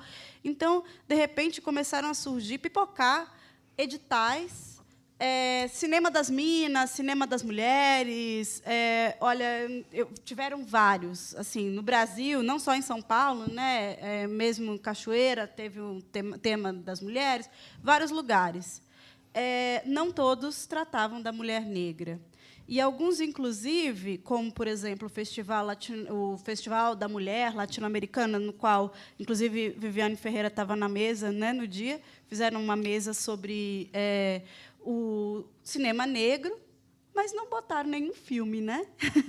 Botaram assim, é um festival latino-americano cujo recorte exclui o Caribe. Mulheres em Cena. Isso, Mulheres em Cena. Exclui o Caribe, né? Cadê o Caribe? Não tem mulher negra, quer dizer, excluiu um monte de gente ali que poderia contribuir, inclusive colocando a Adélia Sampaio na mesa, falando de filmes que a gente não estava podendo assistir, né, num festival onde eles colocavam pelo menos 2 longas por cineasta. Eu achei aquilo lá uma piada de mau gosto, do ponto de vista político, porque você pensar em mulher você já está pensando numa política, né? Se o tema, o recorte é mulher. Então, por que a gente vai deixar as mulheres negras, que são mais da metade da nossa população de mulheres, fora, né? E aí ela falou, não, o problema é histórico, porque o recorte é esse, o recorte é esse. Eu acho complicado esse recorte. E aí eu vou falar mais, e aí não tanto da organização desse evento, mas de outras abordagens, porque eu estou vendo várias pessoas que estão pegando esses editais e querendo fazer filmes de mulheres, das meninas e tal. Aí um dia eu fui lá nessa página que elas tinham e compartilhei um negócio feminista, que não era exatamente sobre cinema, mas que tinha a ver com representação. A menina excluiu, falou que aquilo lá não tem nada a ver com feminismo. Isso aqui é o grupo das minas se reunir. Bom, isso aí, para mim, assim, a minha preocupação estamos mudando o movimento, o período, né, político está mudando. E, daqui a pouco, com esse governo, é possível que sobre muito pouco espaço para a gente colocar as nossas questões. Então, a gente está com um timing que a gente vai ter que, de certa forma, politizar o máximo, né, esses espaços de vamos falar das minas? Então, vamos falar das minas, mas vamos falar das minas negras também, vamos falar um pouco mais... Vamos politizar um pouco mais essa imagem da mulher. Vamos ser mais feminista. Vamos descolonizar esse cinema, né? E eu queria perguntar para vocês duas o que vocês veriam como estratégias para poder descolonizar o cinema e num sentido feminista, num sentido afro, num sentido libertário. Obrigada. Obrigada, Marina. Essa coisa, né? Hoje mais cedo, antes daqui, né? Para quem tem uma parte que a gente faz tipo uma entrevistazinha e tal aqui, né? Cultural que também estava super sem graça. Mas enfim, aí me perguntaram assim, quais são os diálogos que estão faltando, né? No âmbito dos trabalhos que eu venho desenvolvendo com o Oficine, tem os trabalhos de curadoria, né? O trabalho que a Vivi mencionou, o Por um Cinema Negro no Feminino, ele não é só uma pesquisa, né? Ele é um projeto de curadoria e eu diria que ele é um projeto também de intervenção, né? Ele funciona para mostrar e também para provocar, porque aí eu boto numa frase, né, 2 problemas para as pessoas, né? Cinema negro e feminino, né? Então já vem aquele, digamos, enfim, questionamento por vezes, não é? Para ser suave. Mas a questão eu acho que o que falta é a interseccionalidade. Eu acho que não dá mais para ficar discutindo questões raciais sem considerar que, na escala da sociedade que a gente vive, as mulheres negras estão abaixo. Abaixo culturalmente, abaixo do ponto de vista dos salários, abaixo do ponto de vista da representatividade em todos os espaços. Né? E aí, o que eu sempre falo, tem essa pesquisa do GEMA, né, que não está ali mais projetando, mas, enfim, que fala dessa constatação, que é uma pesquisa que fala raça e gênero no cinema brasileiro. Tudo bem que são os filmes de maior bilheteria, que foram analisados no intervalo de 2002 e 2014, e as constatações são sempre as mesmas, né? De que, no elenco principal, as mulheres negras são a minoria, quando fala de roteiristas, elas não existem, e, quando fala de direção, também não. Então, é questionar esses espaços. Questionar isso, mas eu acho que, assim, propor estratégias. Eu acho que, na verdade, é isso que me interessa, porque aí você estava falando de um evento, né, que a curadoria fez isso, né, de dizer que não cabe no recorte. Olha, a Jane fica falando, né, sempre essa coisa, curadoria, curar, né? Então, curadoria é um cuidado, mas curadoria é tipo, vamos botar então, é fármaco, né, que é veneno e é remédio, né? Então, eu acho que aquilo que cura também adoece. Então, quando você se propõe a fazer um debate sobre mulheres e você bota, mais uma vez, porque é isso que acontece. Aconteceu durante muito tempo com a questão racial e agora acontece com as mulheres negras. É tangencial ao debate. É o último slide da apresentação. É aquela mesa que não tem filme. É a nota de rodapé. Outro dia eu disse isso lá, né, em Cachoeira. Eu falei, não me bote na nota de rodapé. Melhor não falar do que me botar nada, sabe? Chega de ser esse tema que está presente ali, na margem, porque é assim que é colocado. Então, quando a gente está em 2016 e alguém diz para você que não botou na curadoria porque não cabia no recorte, sendo que o recorte é ela que faz. Entende? É isso. Existem isso, mas isso só, aí não estou falando, não vou falar que as pessoas estão de má fé, isso só reitera esse status quo vivido, dessa invisibilidade, né? Reitera e colabora, né? Nessas mídias sociais. Aí fizeram lá, grupo de mulheres no audiovisual, tá, questionário, formulário, tá. Cadê o buraquinho que tu bota ali, raça? Entendeu? Porque é um grupo de mulheres, tá bom, mas você não precisa saber quem é preto? Né? Aí tem que levantar, mais uma vez, as mulheres pretas e dizer: bote, por favor, o quadradinho para identificar, para saber quem são. Não se trata de saber quem são, então vamos saber quem são mesmo. Porque a questão a gente precisa visibilizar e a gente precisa pensar estratégias. Não é? Eu acho que os processos curatoriais são, sem dúvida, isso, politizar essa discussão, parar com essa balela, desculpa, que bom, não sei se está passando mais, mas, enfim, parar com essa balela de dizer que a arte, a obra, né? As pessoas que pensam os festivais, as pessoas que pensam os eventos, as pessoas que pensam os espaços de formação, porque curadoria é isso, né? Formação. Curadoria no sentido amplo, né? De que você escolheu o tema do evento, sabe? Você escolheu quem vai falar. Para de dizer para mim que o que é importante é a obra. Tem obra solta no mundo, sabe? As pessoas estão fazendo. Porque, no final das contas, se são sempre as mesmas pessoas que a gente vê nos mesmos lugares, como assim é a obra? Né? Então, acho que é politizar esse debate. Eu acho que o espaço está tenso.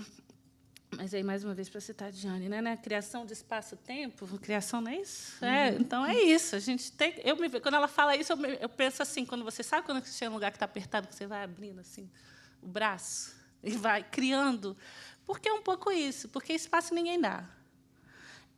Eu, às vezes, parto para uma política de constrangimento das pessoas. Quem me conhece sabe um pouco isso. Constrangimento no sentido de, você vai continuar falando isso?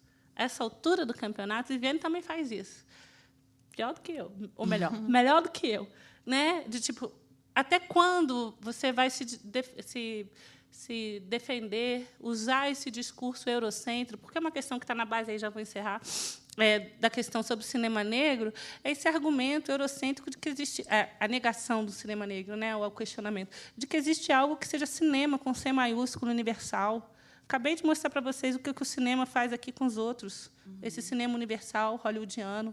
Não é? Então, não tem essa de universalidade. É universal para uma galera que nos coloca no lugar do outro sem o menor constrangimento, que diz que nós não somos parte. E, o pior, que cria uma lógica, porque é isso que o audiovisual faz, que é uma lógica cognitiva que a gente não domina, que cria um estranhamento interno, né? Que é isso, a gente se vê a vida inteira naquelas imagens. E aí, uma mulher negra, né, tem um texto da Bell Hooks que eu acho que é fundamental falando disso, né, da espectadora negra, né? A espectadora negra não ama a gente, porque você sonha em ser a mocinha branca. Você nunca está contemplada naquelas histórias de amor, que tudo bem que, né, não vou nem questionar, não vou nem falar do amor, mas enfim, mas naquela história você nunca está contemplada. Então, quando você sonha, as mulheres negras sabem disso, você sonha branco. Porque o seu imaginário está povoado dessas imagens. Então, acho que assim, né, tensionar esse debate, fazer essa discussão e parar enfim, não permitir mais que as pessoas assumam esses lugares sem algum grau de constrangimento, pelo menos. Sim, só para complementar. Aqui é Lucas? Oi, estava aqui tentando ver se era. Falando sobre estratégia, né? Eu acho que tem uma outra questão que é fundamental, que é descer para as estruturas mesmo. O racismo ele é estrutural, né? Quando eu comecei falando sobre a terceira emenda constitucional dos Estados Unidos, no filme da Ava, ela mostra que todos os presidentes dos Estados Unidos, né, que passaram pela cadeira presidencial, desde a abolição da escravatura até os momentos atuais, eram conscientes de que estavam utilizando de estratégia de manipulação, né, de discursos semissimbólicos, né, onde uma parcela da população branca sabia o que estava operando, quando tirando da Constituição, alterando essa narrativa de criminosos de negros para criminosos, né, eles sabiam o que estavam fazendo exatamente. E como utilizar das linguagens artísticas, como utilizar do lugar da cognição e da semântica para operar isso dentro do imaginário. Então, essa é uma discussão que a gente tem travado aqui dentro do Itaú Cultural, sobretudo quando o Diálogos ele não é apenas uma representação, né, de um projeto que tem aqui Diane, Janaína e todos os outros que vão passar e já passaram por aqui, mas uma tentativa de fato, descolonizar o olhar institucional, né, descolonizar a equipe, né, como que a gente passa a ter um trabalho que não é somente que performa, né, que desce para a estrutura. Então, eu acho que isso é fundamental quando a gente pensa as políticas públicas, as políticas institucionais. Sobre essa discussão em relação à curadoria, né, sobre esse olhar que cura, esse olhar que adoece, sobre como que existe essa estetização, né, do olhar, que é muito mais do que um definir do que é um bom gosto, do que é o mau gosto, né, mas o que é o mau gosto, o que é o bom gosto, quem define o que é bom gosto. Então, isso é para questionar a própria estética, e aí, pelo amor de Deus, quando eu falo estética, eu não estou falando de aparência, de beleza, estou falando de criação de simbólico, criação de estese, né, de estesia. Então, eu acho que a gente tem uma série de lugares para atuar e para intervir, né? E o cinema, sem dúvida, é um dos lugares mais potentes, né? Eu até brinquei ontem, estava com Juliana Vicente, que também vai ser a nossa convidada junto com Vivi, e eu estava falando, nosso cinema é tão potente, né, que a gente vai mudar de sala. A gente desceu aqui hoje para o auditório principal para falar sobre a presença e a ausência dos negros no cinema. Então, eu acredito muito que existe aí um lugar, apesar do cenário macropolítico ser temeroso, né, com todas as barreiras que a gente vai enfrentando que vem, há um lugar, de fato, da micropolítica, né, e aí é o que entra a ideia da que a Janaína falou, que é o processo de criação como um espaço de poder e de potência, né? Como você, através da sua prática criativa, da sua prática estética, você consegue criar essas rupturas e criar essas intervenções, que é o que os cineastas brasileiros, americanos, vêm fazendo ao longo dos tempos. Mas eu acho que a nossa luta, a nossa caminhada de resistência, né? Então, sempre foi difícil. Vai tornar-se mais difícil depois de, obviamente, 10 anos de uma política de Estado social. Mas a gente está aí para continuar resistindo e intervindo, operando e modificando. A gente tem aqui mais 10 minutos, 15, acho, 9h41, 9h31, 9h45. Temos pergunta aqui? Oi? Você levantou a mão, agora você vai ter que perguntar. Estou brincando, pelo amor de Deus. Ah, bom. Então, pergunta.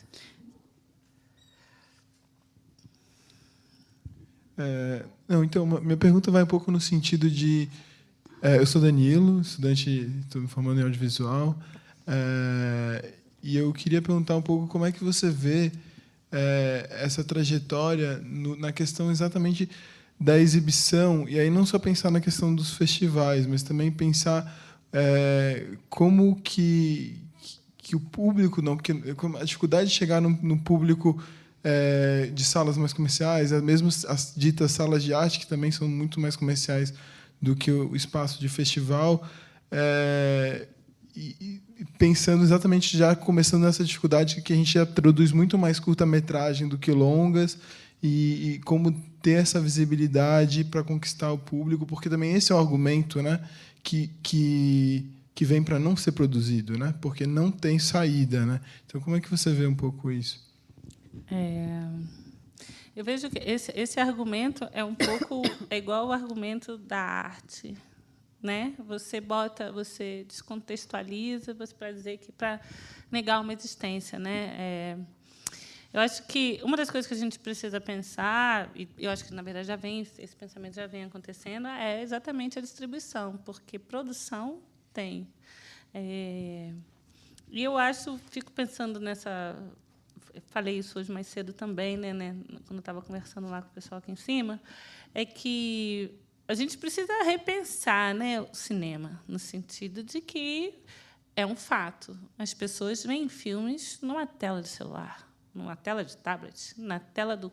Então, a experiência também precisa ser ressignificada. A gente não pode ficar mais... a meu ver, eu não tenho respostas para isso, tá?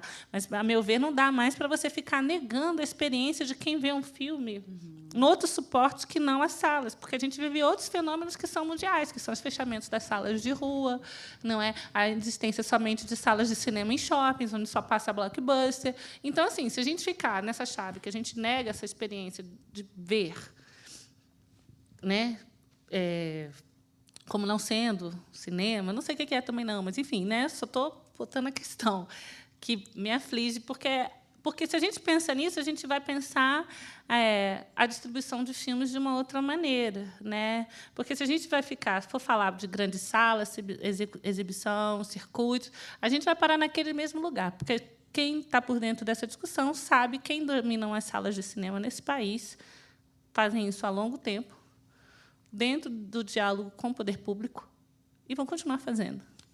Quem está na Câmara de lá da Ancine de distribuição? Se estiver interessado, procure, né? Procure saber. Não é uma expressão legal. Vá olhar, né? Vá olhar quem está lá. Então, assim, isso já cria para a gente um referencial de uma estrutura, aí esse trabalho que precisa ser institucional, que é mais longo. Então, vou lá, volto para o Tiongô, né? A gente não pode esperar que uma coisa aconteça para que outra, né? Então a gente tem que pensar as estratégias de como essas imagens vão ser vistas. Por exemplo, ver filme online tem sido um dos encaminhamentos, uma das soluções para as cinematografias africanas, para a circulação dos filmes, não é? E eu acho que isso aqui acaba sendo também uma possibilidade para a gente pensar, com todas as questões que isso existem, né? Vocês sabem que a gente vive num mundo onde a gente tem uma capacidade para download muito maior de internet do que para upload. Isso reflete a nossa existência colonizada, né? Vocês sabem que isso existe, né? Se você quiser subir um filme, é uma velocidade. Se você quiser baixar, é assim, ó. Isso quer dizer o quê? Que a gente recebe. A gente não produz conteúdo. Então, mas são processos de transformação. Por isso que um debate, né, sobre mídia, sobre regulamentação, é uma coisa fundamental de se existir, né? E aí você tem iniciativas nesse sentido. Por exemplo, como o Afroflix, que eu botei ali no cantinho para não esquecer, né? Eu não tinha feito um slide só sobre distribuição, mas que é uma plataforma criada para filmes negros, né? Exatamente nessa dinâmica de você pensar a circulação dessas imagens. E aí eu acho que a estratégia é um pouco essa. Eu acho que a gente tem que militar no fronte das políticas públicas para pensar a regulamentação da mídia, para pensar a ocupação institucional, a presença negra dentro da Ancine, essas discussões, para pensar quem está dominando o setor da distribuição. Tudo isso a gente tem que fazer. Mas, paralelamente, enquanto isso, né, a gente tem que criar outras estratégias. E aí a gente vê que o curta-metragem, talvez, nesse diálogo, ele seja até mais interessante do ponto de vista da formação de plateia. Não sei, estou pensando aqui junto com você. Porque ele desconstrói também esse outro estigma de que não tem público. Né? A experiência do Cabela, né, dirigido pela Yasmin Tainá, ele é a cristalização dessa desconstrução. Né? Porque foi um filme que foi lançado em 2015, na sala mais ilustre de cinema do Rio de Janeiro, lotada. Então, as pessoas saíram num sábado e num domingo de chuva no Rio de Janeiro, e é verdade que carioca não sai de casa quando chove, e estava lotado os 2 dias. As pessoas saíram para ver um curta-metragem de 23 minutos. E mais, na semana seguinte, né, porque o Grupo Severiano Ribeiro ofereceu a sala novamente, as pessoas foram e estava lotado de novo. Pré-venda. É porque o filme é maravilhoso? É porque o filme é maravilhoso, mas não é só isso. Aí uma estratégia de comunicação que fez também que o filme tivesse uma dimensão de evento. Porque é isso, né? A gente está na indústria do espetáculo, a gente não pode esquecer isso.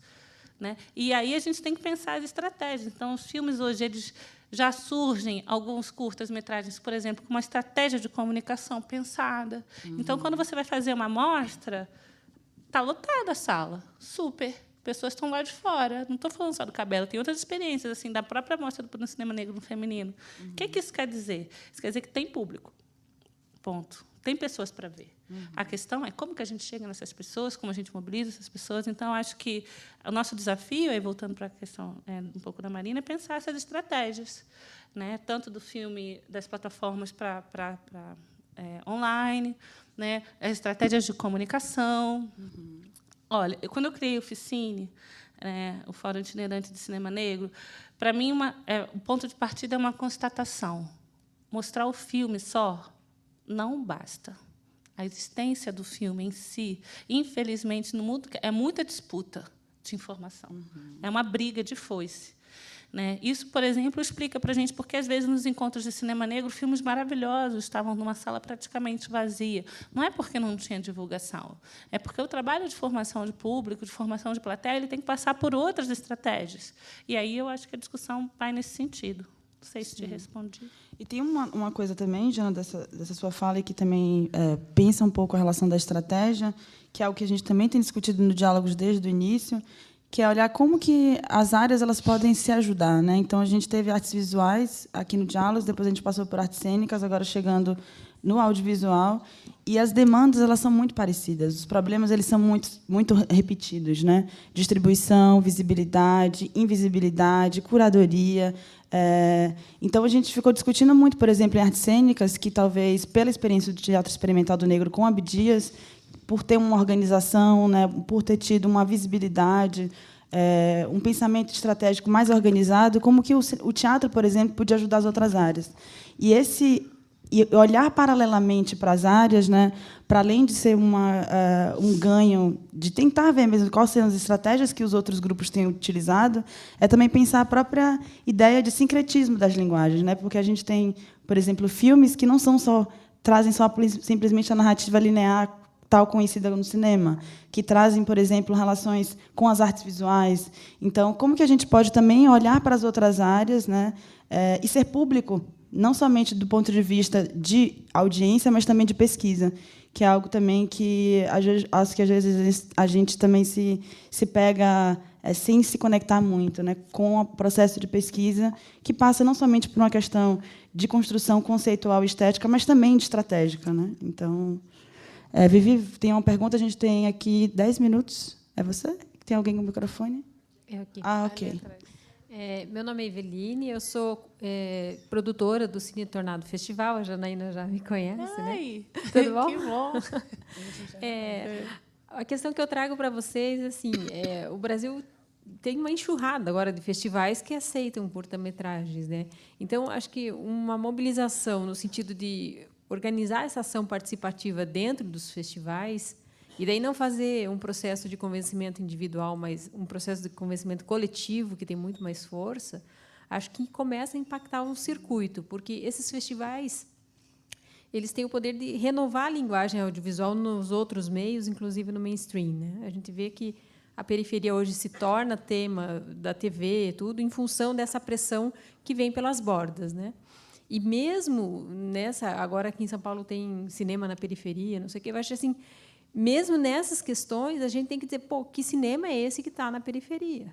Né? O que está representando da periferia, o que está representando dessa formação que mora na periferia, se está aparecendo nessa tela? Ou estão usando esse cinema da periferia para passar cinema convencional?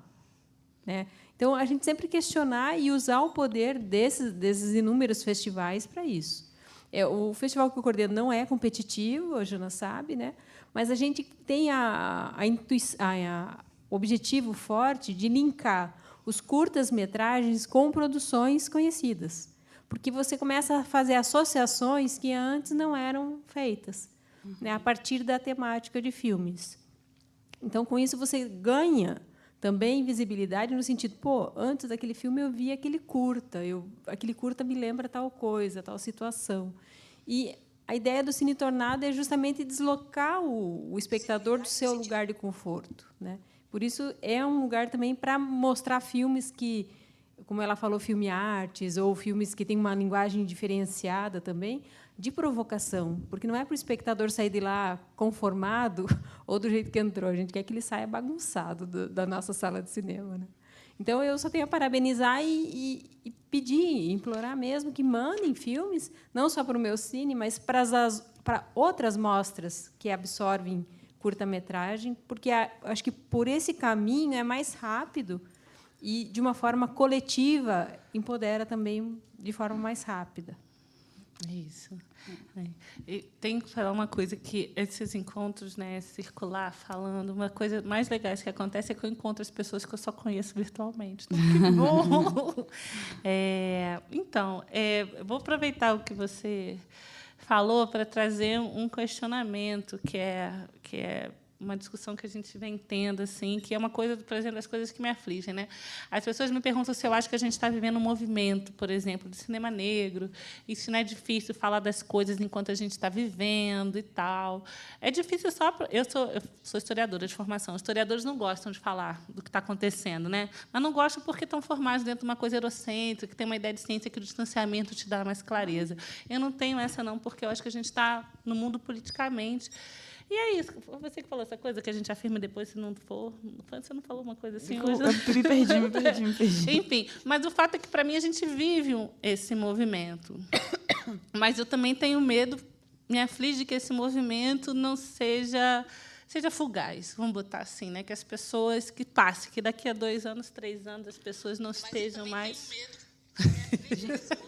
Entendeu?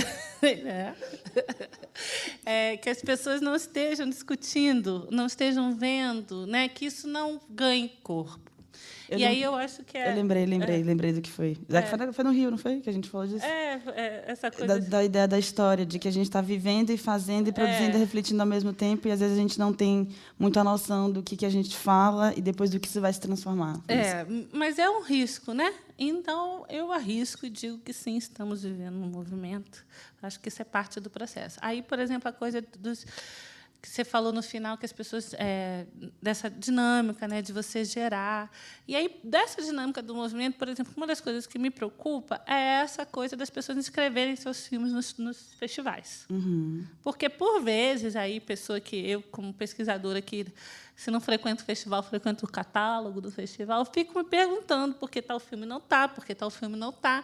E aí eu, como sou, né, nesse estilo, né, não muito querida, já acho logo que é o curador, que é a pessoa que organizou o festival, que vetou o filme. E aí, eis que, por um caminho ou por outro, eu descubro que a pessoa, ou as pessoas, não enviaram os filmes. Uhum. Entende? Então, a gente fica aqui brigando, se digladiando para que se abra aquela janela, mas eu acho que tem que também... Mas eu acho que talvez seja uma coisa... não tem uma explicação para isso, porque também não é uma coisa que eu me dediquei a pensar muito, mas a minha impressão que é uma coisa cultural ainda, que é uma cultura se formando, é uma geração muito nova de compreender as dinâmicas da circulação, da importância de estar, que às vezes é difícil, porque o formato não sei o quê, porque é caro, porque não dá para legendar, mas assim, que precisa ser feito, né? Que eu acho que todo mundo faz filme para ser visto, mas o que me preocupa às vezes é isso, né? Como que a gente faz com que isso não seja da ordem do efêmero?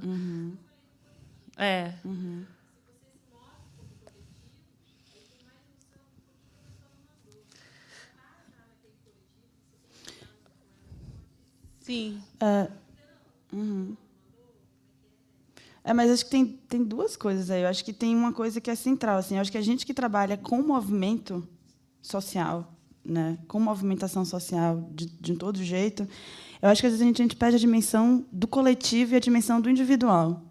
Por a gente estar sempre discutindo o coletivo, pensando coletivamente, pensando para além do nosso umbigo, a gente, às vezes, também esquece que as pessoas elas têm suas vidas próprias. E que, muitas vezes, a carreira e a projeção profissional, às vezes, ela perde, talvez, o sentido, talvez, a importância, por questões pessoais. Então, isso não passa nem por uma discussão política. Assim, eu acho que passa pela vida mesmo, pela existência. Eu estava discutindo justamente sobre isso ontem com o Ju, assim, sobre como que as nossas carreiras, em algum momento, elas oscilam, elas perdem fôlego, não somente por uma questão da sua disposição política e profissional, mas por sua disposição de vida mesmo, né? Então, eu digo isso porque, enfim, a gente também abriu as inscrições para o Festival de Cinema Africano do Vale do Silício. A gente também não teve tantas inscrições, mas assim, o que tivemos foi positivo, sabe? Mas eu reflito muito sobre esse lugar da existência e da condição do negro enquanto esse lugar dessa existência que é de dificuldade, né? Que é de falta de acesso, que é de dificuldade de criar essas estratégias e permanecer nesses lugares. Então, eu acho que isso é também uma questão. E da sua fala também, quando você falou em periferia, né? Possíveis lugares onde essa voz e esses olhares da periferia venham. Eu sou muito preocupada com esse lugar do outro me solicitar e me colocar no lugar da periferia, porque é justamente esse lugar do colonizador, né? Esse é o lugar que predestinado pelo projeto colonial. Então, tenho muito receio que o movimento do cinema negro no Brasil também seja sempre posto nesse lugar, como essa janela, nota de rodapé, como você fala, né? Sobre essa parte aqui que a gente vai discutir agora, e ela nunca é plena, ela nunca é concreta e total na sua subjetividade, na sua existência dentro do espaço, que é um espaço que era para ser para todos e não a nota de rodapé, como a Janaína coloca. Então, enfim, se fosse para entrar nesse assunto, também discutir que periferia é essa, né? De que periferia a gente fala, quem coloca quem na periferia, o que é centro, o que não é. Então, se a gente também não sai nessa lógica binária do branco no centro e de tudo que não é branco ao redor periférico, a gente também não consegue evoluir muito. E eu também não acho que esse é o projeto político perfeito, assim, e nem o ideal para nenhuma das manifestações negras, quando se discute regime de visibilidade ou de invisibilidade. Vivi vai lacrar aí? Bora lá. Lacre. Porque hoje é dia de maldade, você sabe, né? A gente está aqui às 9h45, hoje é dia de maldade, sistema Sou negro, de vocês. daqui a pouco. Jana e Diane, tem uma dimensão que eu tenho refletido muito, que é a dimensão didática do cinema negro.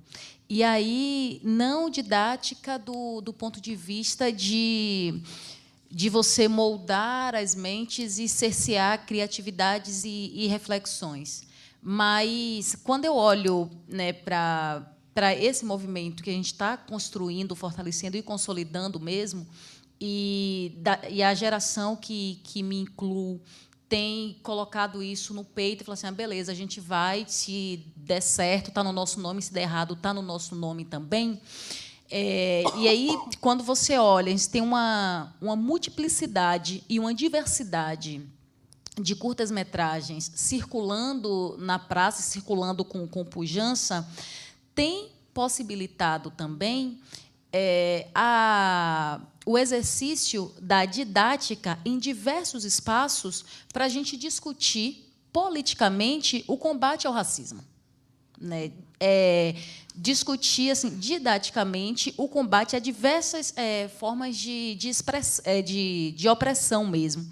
Então, assim, eu, quando olho, né, para o meu processo e aí vou vendo os projetos que tenho proposto, me proposto, eu tenho me impus aí o desafio de começar a pensar, velho, não dá para deixar de pensar as histórias no formato curta-metragem, porque existe uma compreensão aí de produção cinematográfica construída de uma outra perspectiva que só reconhece o cineasta ou a cineasta aquele que já produziu um longa-metragem. Uhum.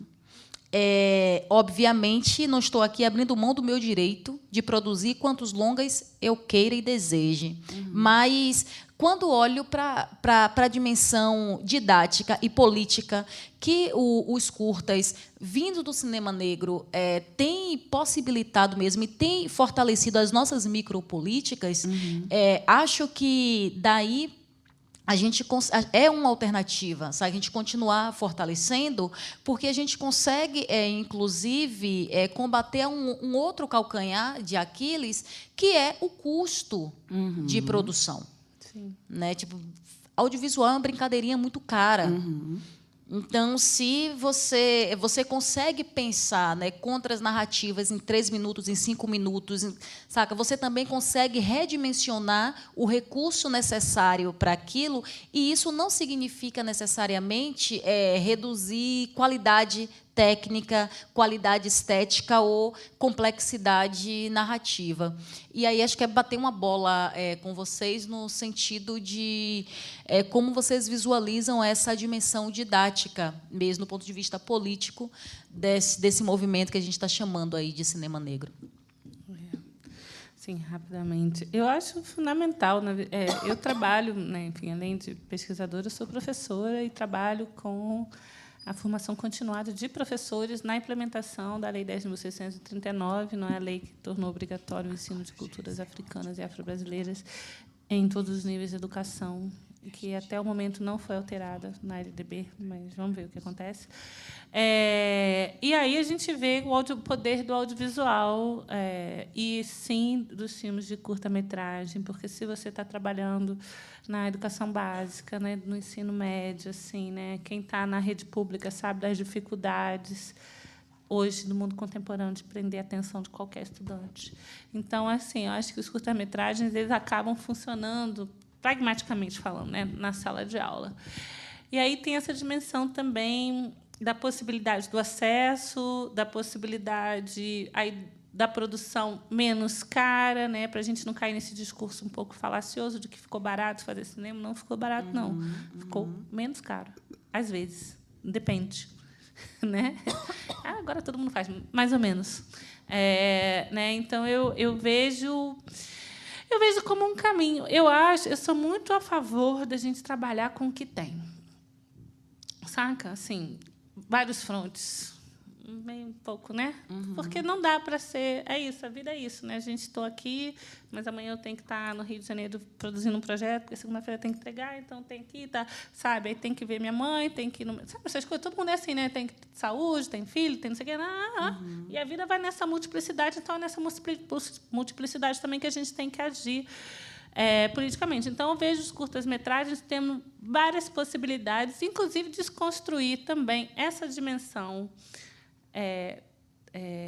hierarquizante do longa-metragem como lugar de referência para legitimar o cineasta. Porque isso, do ponto de vista das políticas dentro do cinema, faz assim, que tem lugar que, cara, é o seguinte, se tu não fez longa-metragem, tu não entra. Mas não entra mesmo. Você não pode nem assistir a discussão como ouvinte. E eu estou falando de federação, associação, sabe? Tem várias associações que funcionam dessa maneira. Qual é o critério? Ter produzido um longa-metragem de ficção. Entende? Então, quem faz isso? Volto lá para o... Nesse recorte, se te botar a bilheteria, então, mulher negra não entra. E tira aí essa coisa de 20 filmes de maior bilheteria. Se você tirar a maior bilheteria, as mulheres negras também não vão entrar, não, cara. Entendeu? Então, quer dizer, é uma lógica excludente. Então, a gente tem que brigar também com essa lógica, né? Porque se você reitera certas coisas, você está reiterando o seu lugar de exclusão. Aí, sim, centro e margem, né? Você está sempre na margem. Assim, não que eu ache a margem ruim, mas assim, nessa dinâmica. Porque, no final das contas, vamos ser sinceros, no final das contas, a gente está falando de dinheiro. Tá? Vamos parar de glamorizar. É muito lindo o mundo do cinema, muito glamorizante. Né? Mas a gente está falando de dinheiro. Então, é isso. Né? Então, são as lógicas. A questão é como que a gente atinge esse dinheiro. Então, a gente tem que desarticular algumas coisas institucionalmente. Por exemplo, isso, né? O espaço do longa-metragem de ficção como o espaço da plenitude definidora da carreira de um cineasta. Porque isso, por exemplo, coloca as pessoas negras definitivamente à margem do cinema. Isso faz com que, por exemplo, você chegue em alguns espaços que nunca ouviram falar de cinema negro, nunca ouviram falar que o preto faz cinema. Quando você abre a boca, a pessoa fala assim... Tipo, o quê? Por quê? Ela nunca teve que pensar sobre isso. Porque qual é o lugar dela? O lugar dela é esse lugar onde você mede o mundo pelos longas-metragens de ficção que foram feitos, por exemplo. Então, ela não precisa discutir com você. Ela vai olhar e vai fazer... Vocês lembram da Hebe? A Hebe falava assim, quando ela não estava entendendo o assunto, ela falava assim, que gracinha. É assim. Ela não falava isso, que gracinha, e apertava a bochecha do entrevistado. É isso. As pessoas olham para você e falam, olha, que legal. Então, vira. Quem nunca passou por isso, né, nesses debates? É um pouco isso. Então, acho que é desconstruir essas estruturas, né? E, sim, eu acho que a gente tem que apostar o que a gente está tendo. É curta-metragem que estamos tendo?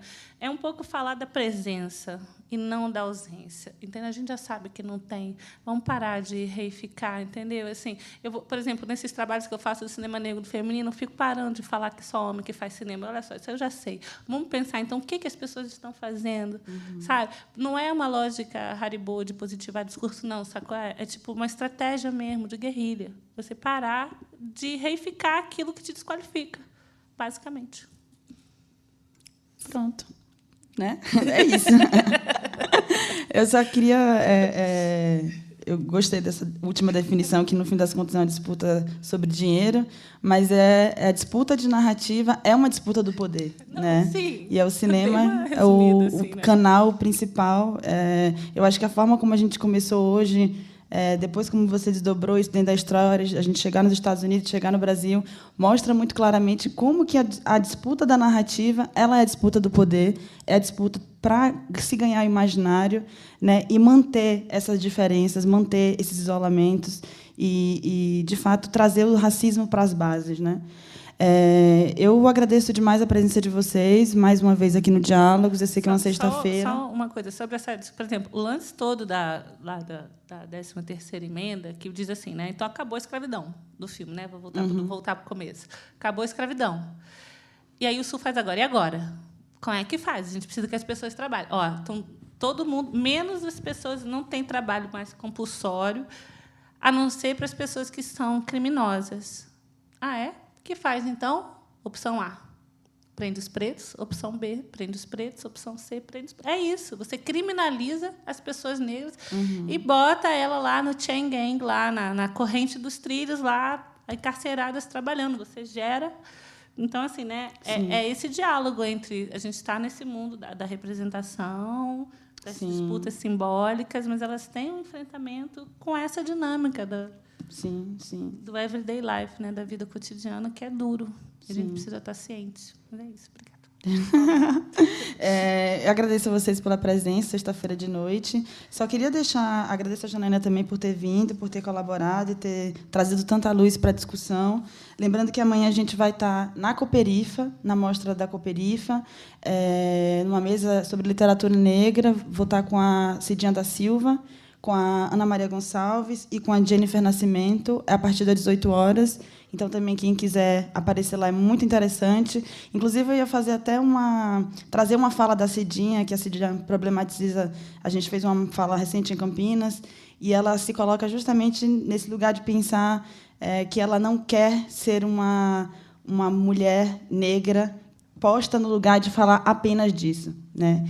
E que ela quer ter a totalidade da sua subjetividade para falar do que ela quiser. Então, acho que também isso é uma contribuição muito grande que a literatura tem discutido, nesse lugar também de disputar a narrativa, e que vale a pena aparecer amanhã na Cooperifa para conferir. Agradeço a todo mundo que compareceu. Boa noite, voltem para casa, ou para assistir os filmes, ou para ir para a festa mais tarde. É isso. Obrigada, beijo. Gente.